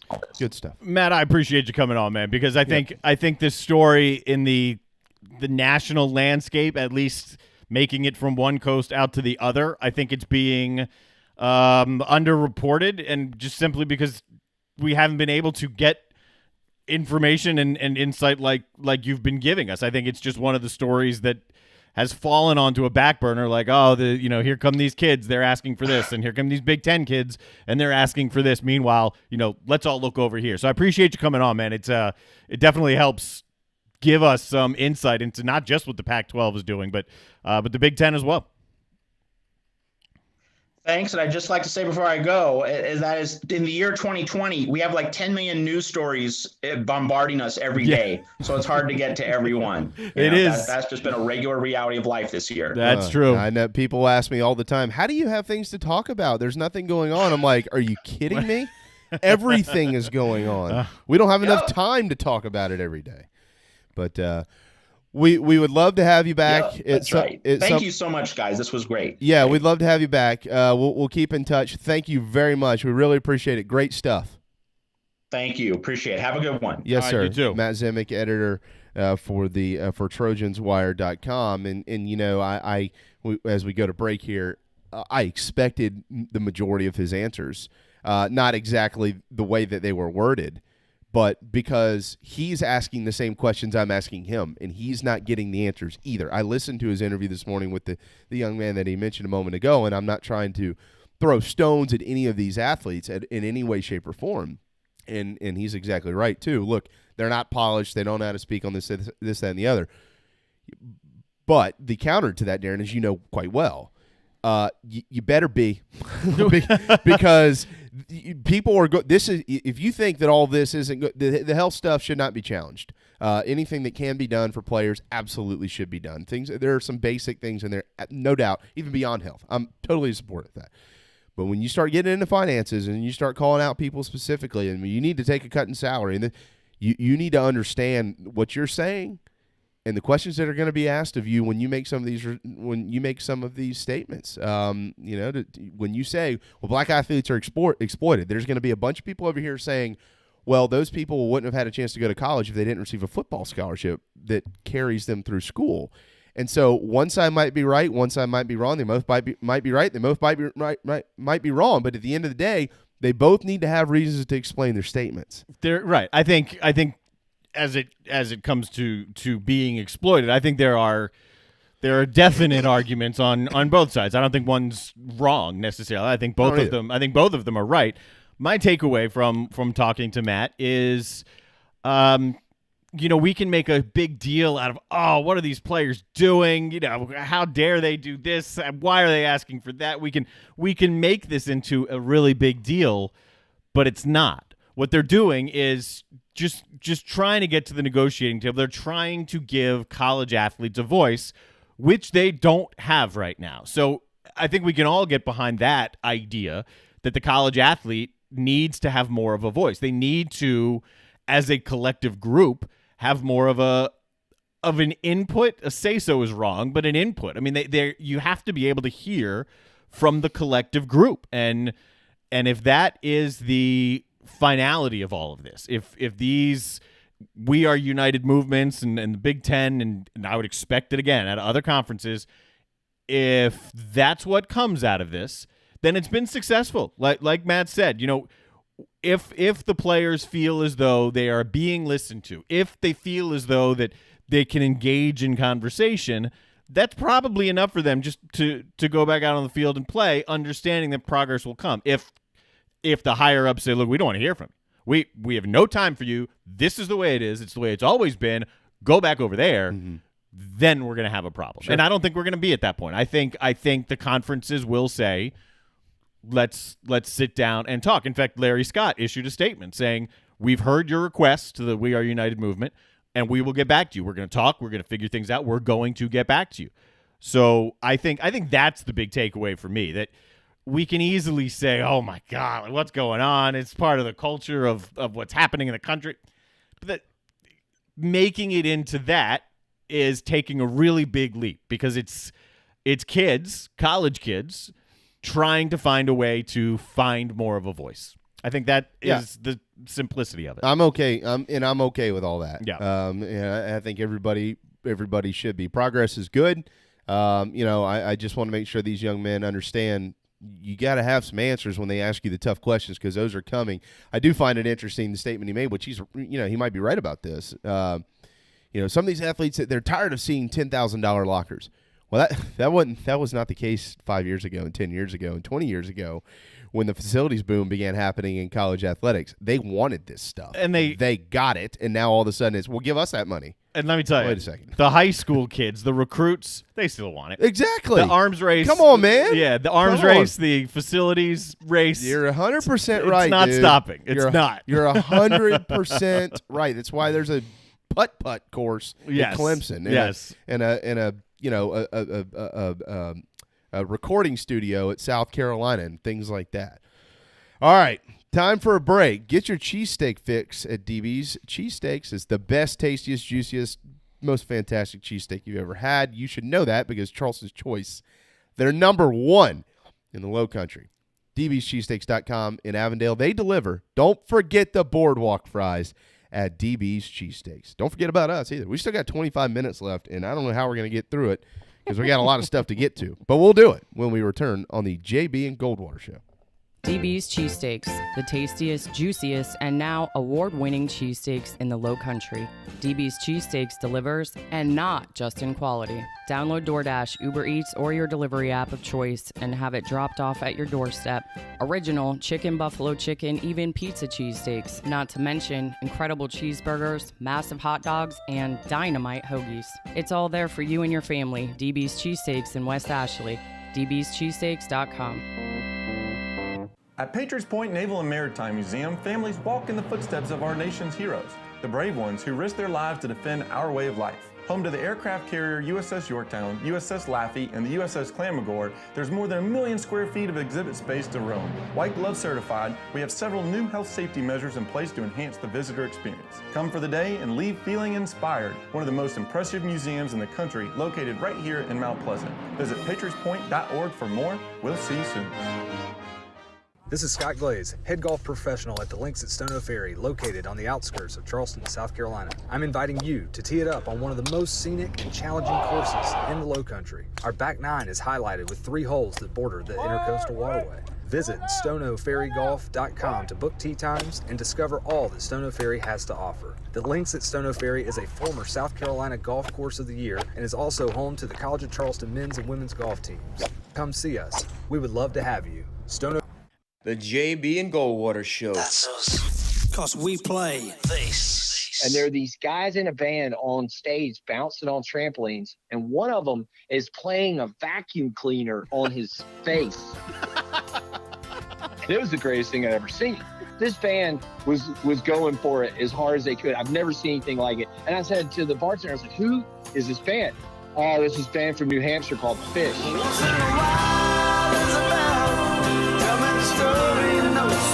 139, welcome back. JB and Goldwater Show, driven by our friends at Stokes Volkswagen, StokesVW.com. Peace and love, StokesVW.com. Get yourself a new ride. Peace and love. I know, everybody knows it. Hey, guys, if y'all are listening out in North Charleston, Stokes Volkswagen is where you can find your next ride today. By the way, we got a really cool weekly segment that will begin Are we starting this tomorrow? Tomorrow or next week? Sometime in the next few days. Yeah, tomorrow, Friday, next week, one of the two. When I get stuff built. Yeah, I think you'll really like it. It's it's an on the road again segment, and we'll introduce you to a bunch of different ballparks throughout the country and tell you some things you might not know about them and things that surround the areas and stuff like that. So you're going to really enjoy that on our. If you don't like what we do now, I understand it's terrible. Maybe that'll spice it up for you here on the JB and Goldwater Show. All right, thanks again, as always, to our friends at Patriots Point, patriotspoint.org. They present the national anthem at 1 o'clock every day on our program, and you can go to holycitydrivein.com because at Patriots Point Friday, Saturday, Sunday evenings, it is the drive-in movie series. Pretty Woman will air on Friday evening this week. HolyCityDriveIn.com. You drive right in, back in, order some food and drinks while you're there. Have a nice night out with your family. So head over to HolyCityDriveIn.com. You can also always tour the museum. Patriots Point is the most grandest museum we have here in the state of South Carolina, just at the foot of the Ravenel Bridge in Mount Pleasant. PatriotsPoint.org for more information, the Laffey, the Clamagore, the Vietnam War exhibit, and the USS Yorktown. All right, Justin Fields says, I am not opting out. I'm going to win the Heisman Trophy. So forget all of you that think that I'm just going to skip it and move on to the NFL. No, I want to win the Heisman. I'm playing. Phil Steele said he thinks Justin Fields will win the Heisman for Ohio State. Well, but that was before some of the schedule changes. So, he was referencing the fact that he would have more opportunity against better competition to showcase his skills. But now, Clemson's schedule's a little bit different. Mm-hmm. And that was really a conversation between Justin Fields and Trevor Lawrence. Right. I think those are probably the two front runners at this point. Yeah, right? Unless ETN somehow steals it from Trevor. I feel bad for him because he's just overshadowed by the quarterback up there. It's not like he can do much more than he's doing. You know what? That can work against Trevor too. I mean, those guys might split some votes, and there you go. Justin Fields walks right in. Ask Penn Staters about that when you had who was it? It was Kijana Carter and the quarterback is slipping my mind, and that's just awful. But yeah, splitting votes is the point behind it. Yeah, could happen. No doubt. Hope it doesn't, but it could. All right, to some other news. By the way, we are expecting, if you're just tuning into our program, thank you. We are expecting today to receive the SEC's 2020 football schedule. So stay tuned for that. Will Muschamp will meet with the media in an hour and 17 minutes, and you and I will be a part of that, but as will the rest of the media in the state of South Carolina. So any breaking news from that, we'll get it to you right around 3 o'clock, so stay on our Twitter pages and things of that nature. But the schedule release is expected today, and I'm also hearing some news that it is expected that Auburn will be on the South Carolina schedule in 2020. Of course, that could be wrong, but two people have said that to me. And one person has also said Arkansas in addition. So that would be the next two rotators for South Carolina. But we'll see. None of that is hard fact. It's just rumors, what I'm hearing, and I'm regurgitating. So we'll see if it comes out.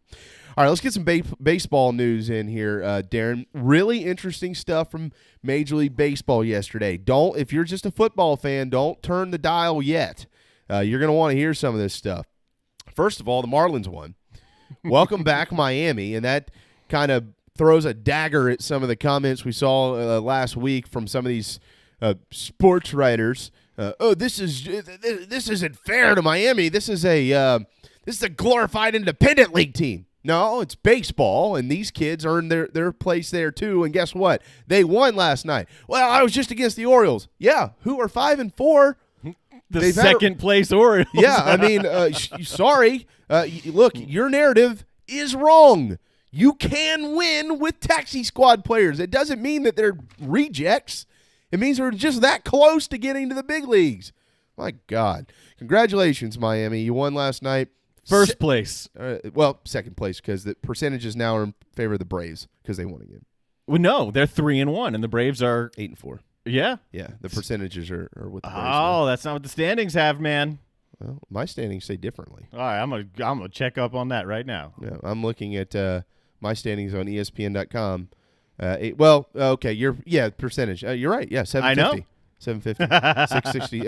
If I could do simple math, I would have already known that. But the Braves are 8-4 and they're in first place. So we don't have any qualifiers or anything yet in place in baseball, but we are expecting those. Oh yeah, I think at some point. How about Mike Trout last night? Hits a home run in his first at bat as a father. Returns to the lineup. I think it was like the second or third pitch he saw. He hit it. It was a laser that went out of left center field, more so center field on the other side of the wall. So a tip of the cap from Mike Trout to his son. I think his name is Beckham.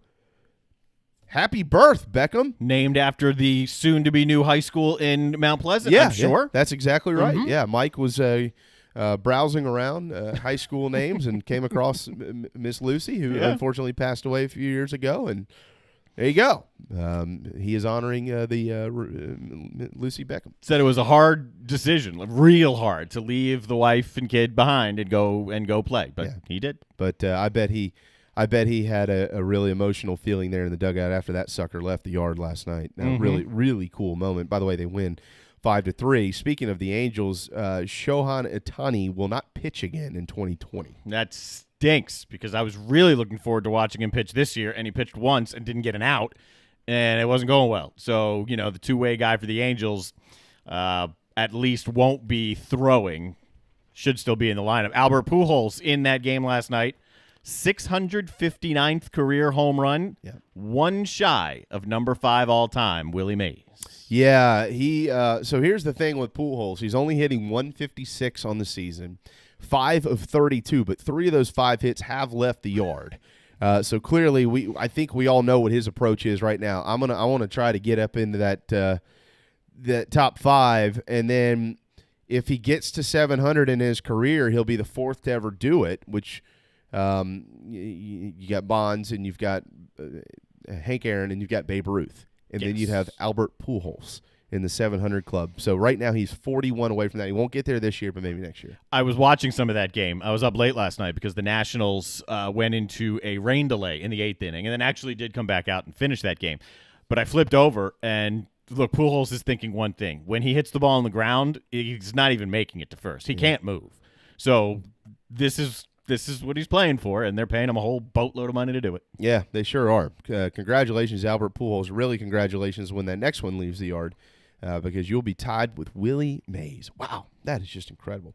All right, the Braves are set to play tonight, and if you're like me and you have Dish, you can't watch them because they're on Fox Sports South, and we don't get that. And then I have YouTube TV. Same issue.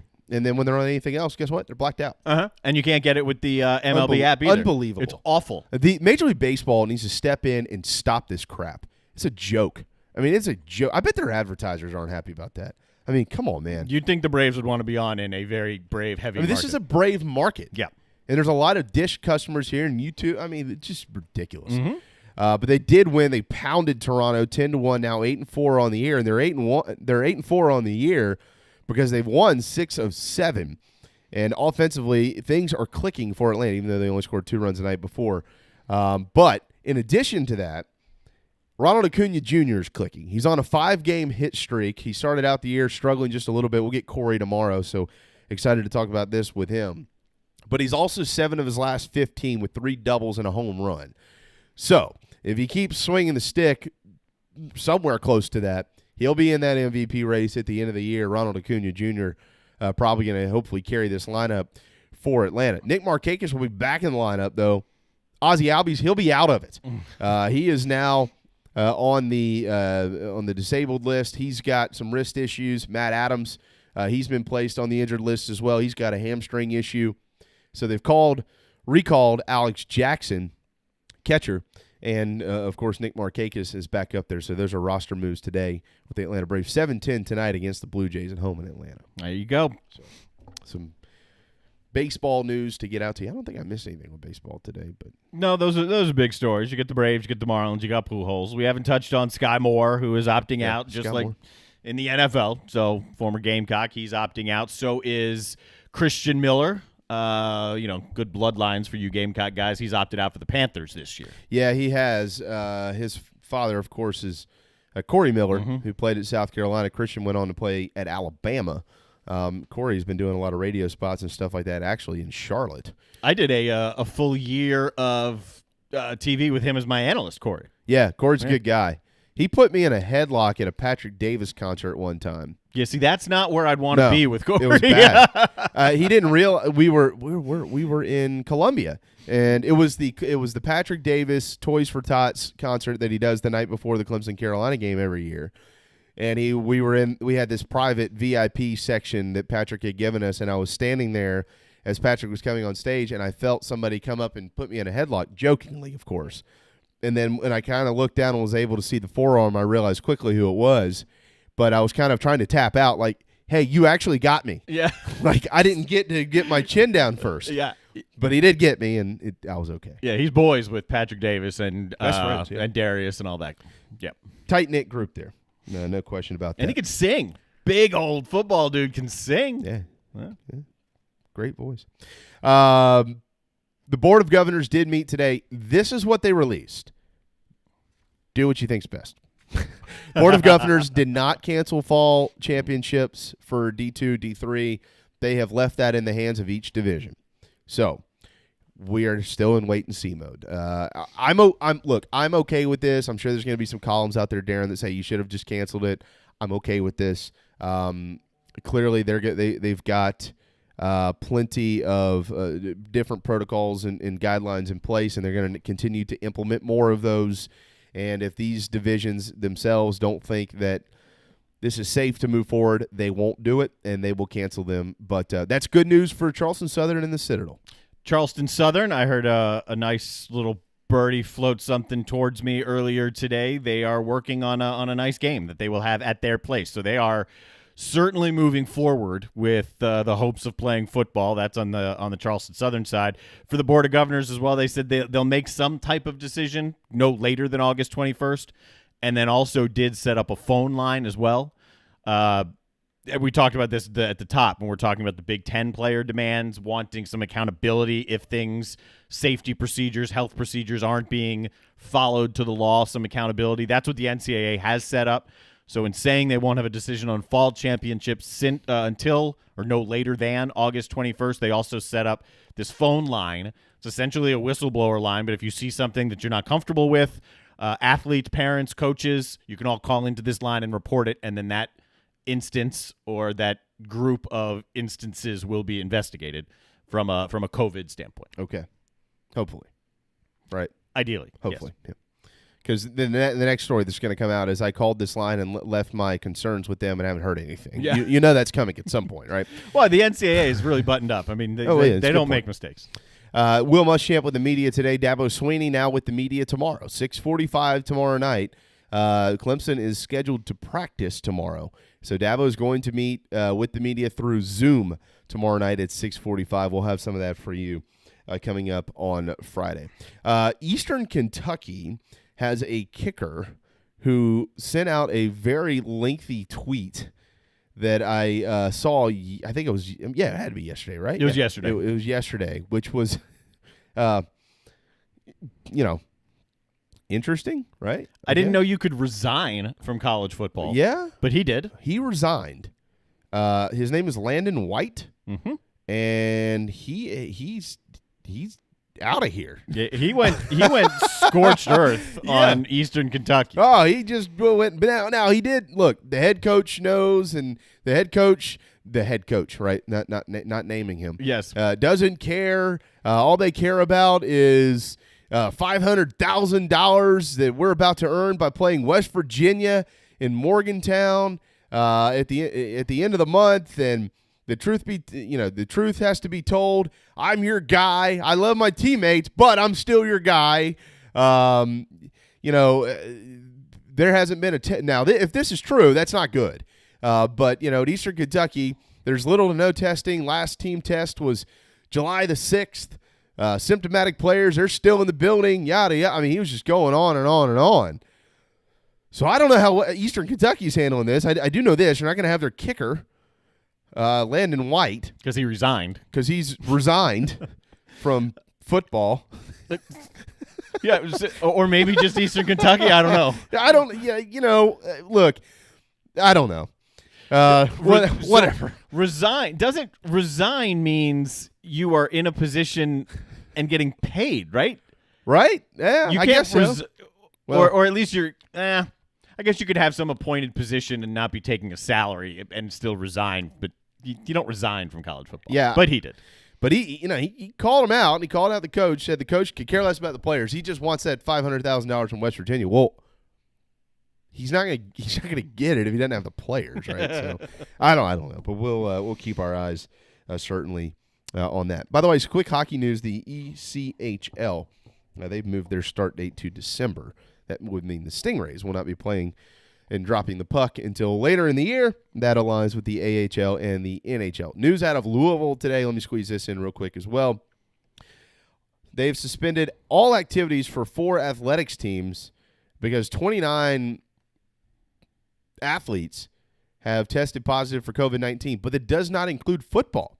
Men's and women's soccer, field hockey, and volleyball. Apparently they were all at some party. Guys, I don't know how many times we have to go through this, but you're going to have to limit the partying for a little while.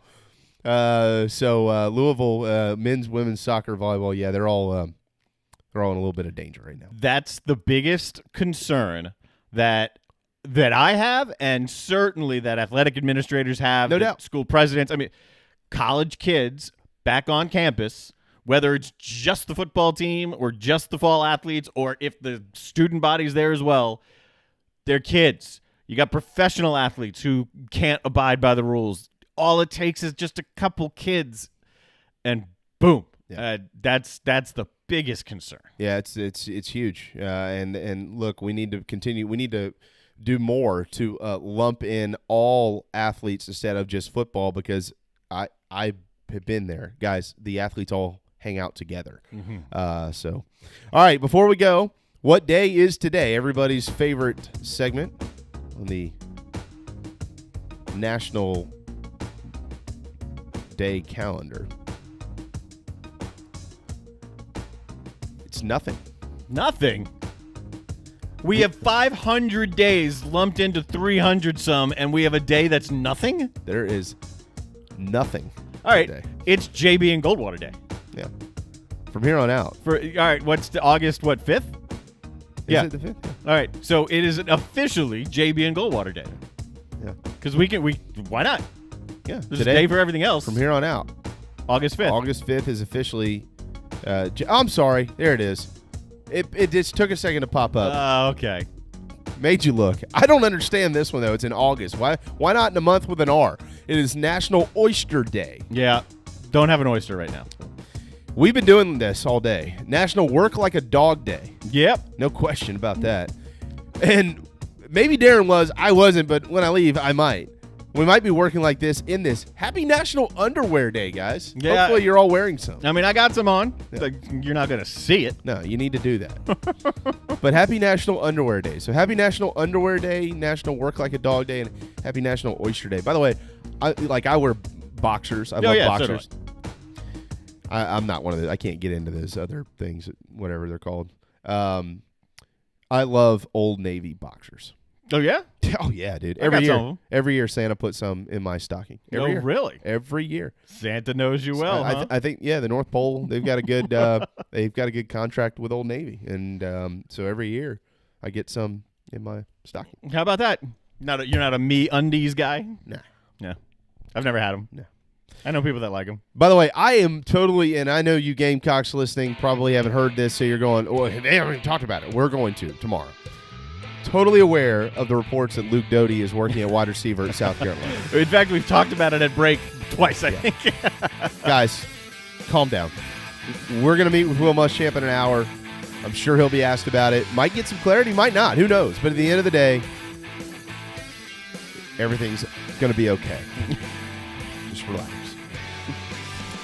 Busy day. Thank you to J.C. Sherbert, Matt Zimick for joining us. We really got in deep on a lot of this stuff, and hopefully that provided a little bit of clarity to some of you. I know it did to me. Yeah. Absolutely. I think you can always text us, right? Text us. Yeah, we got our scroll going now, too. We're rolling. You can text us anytime. Any time of the day. If you got a response, 321-8893. Thanks, Darren. Thank you, man. Have a wonderful Wednesday. The JB and Goldwater Show with a lot more. And Tiger Woods tomorrow at noon. JB and Goldwater driven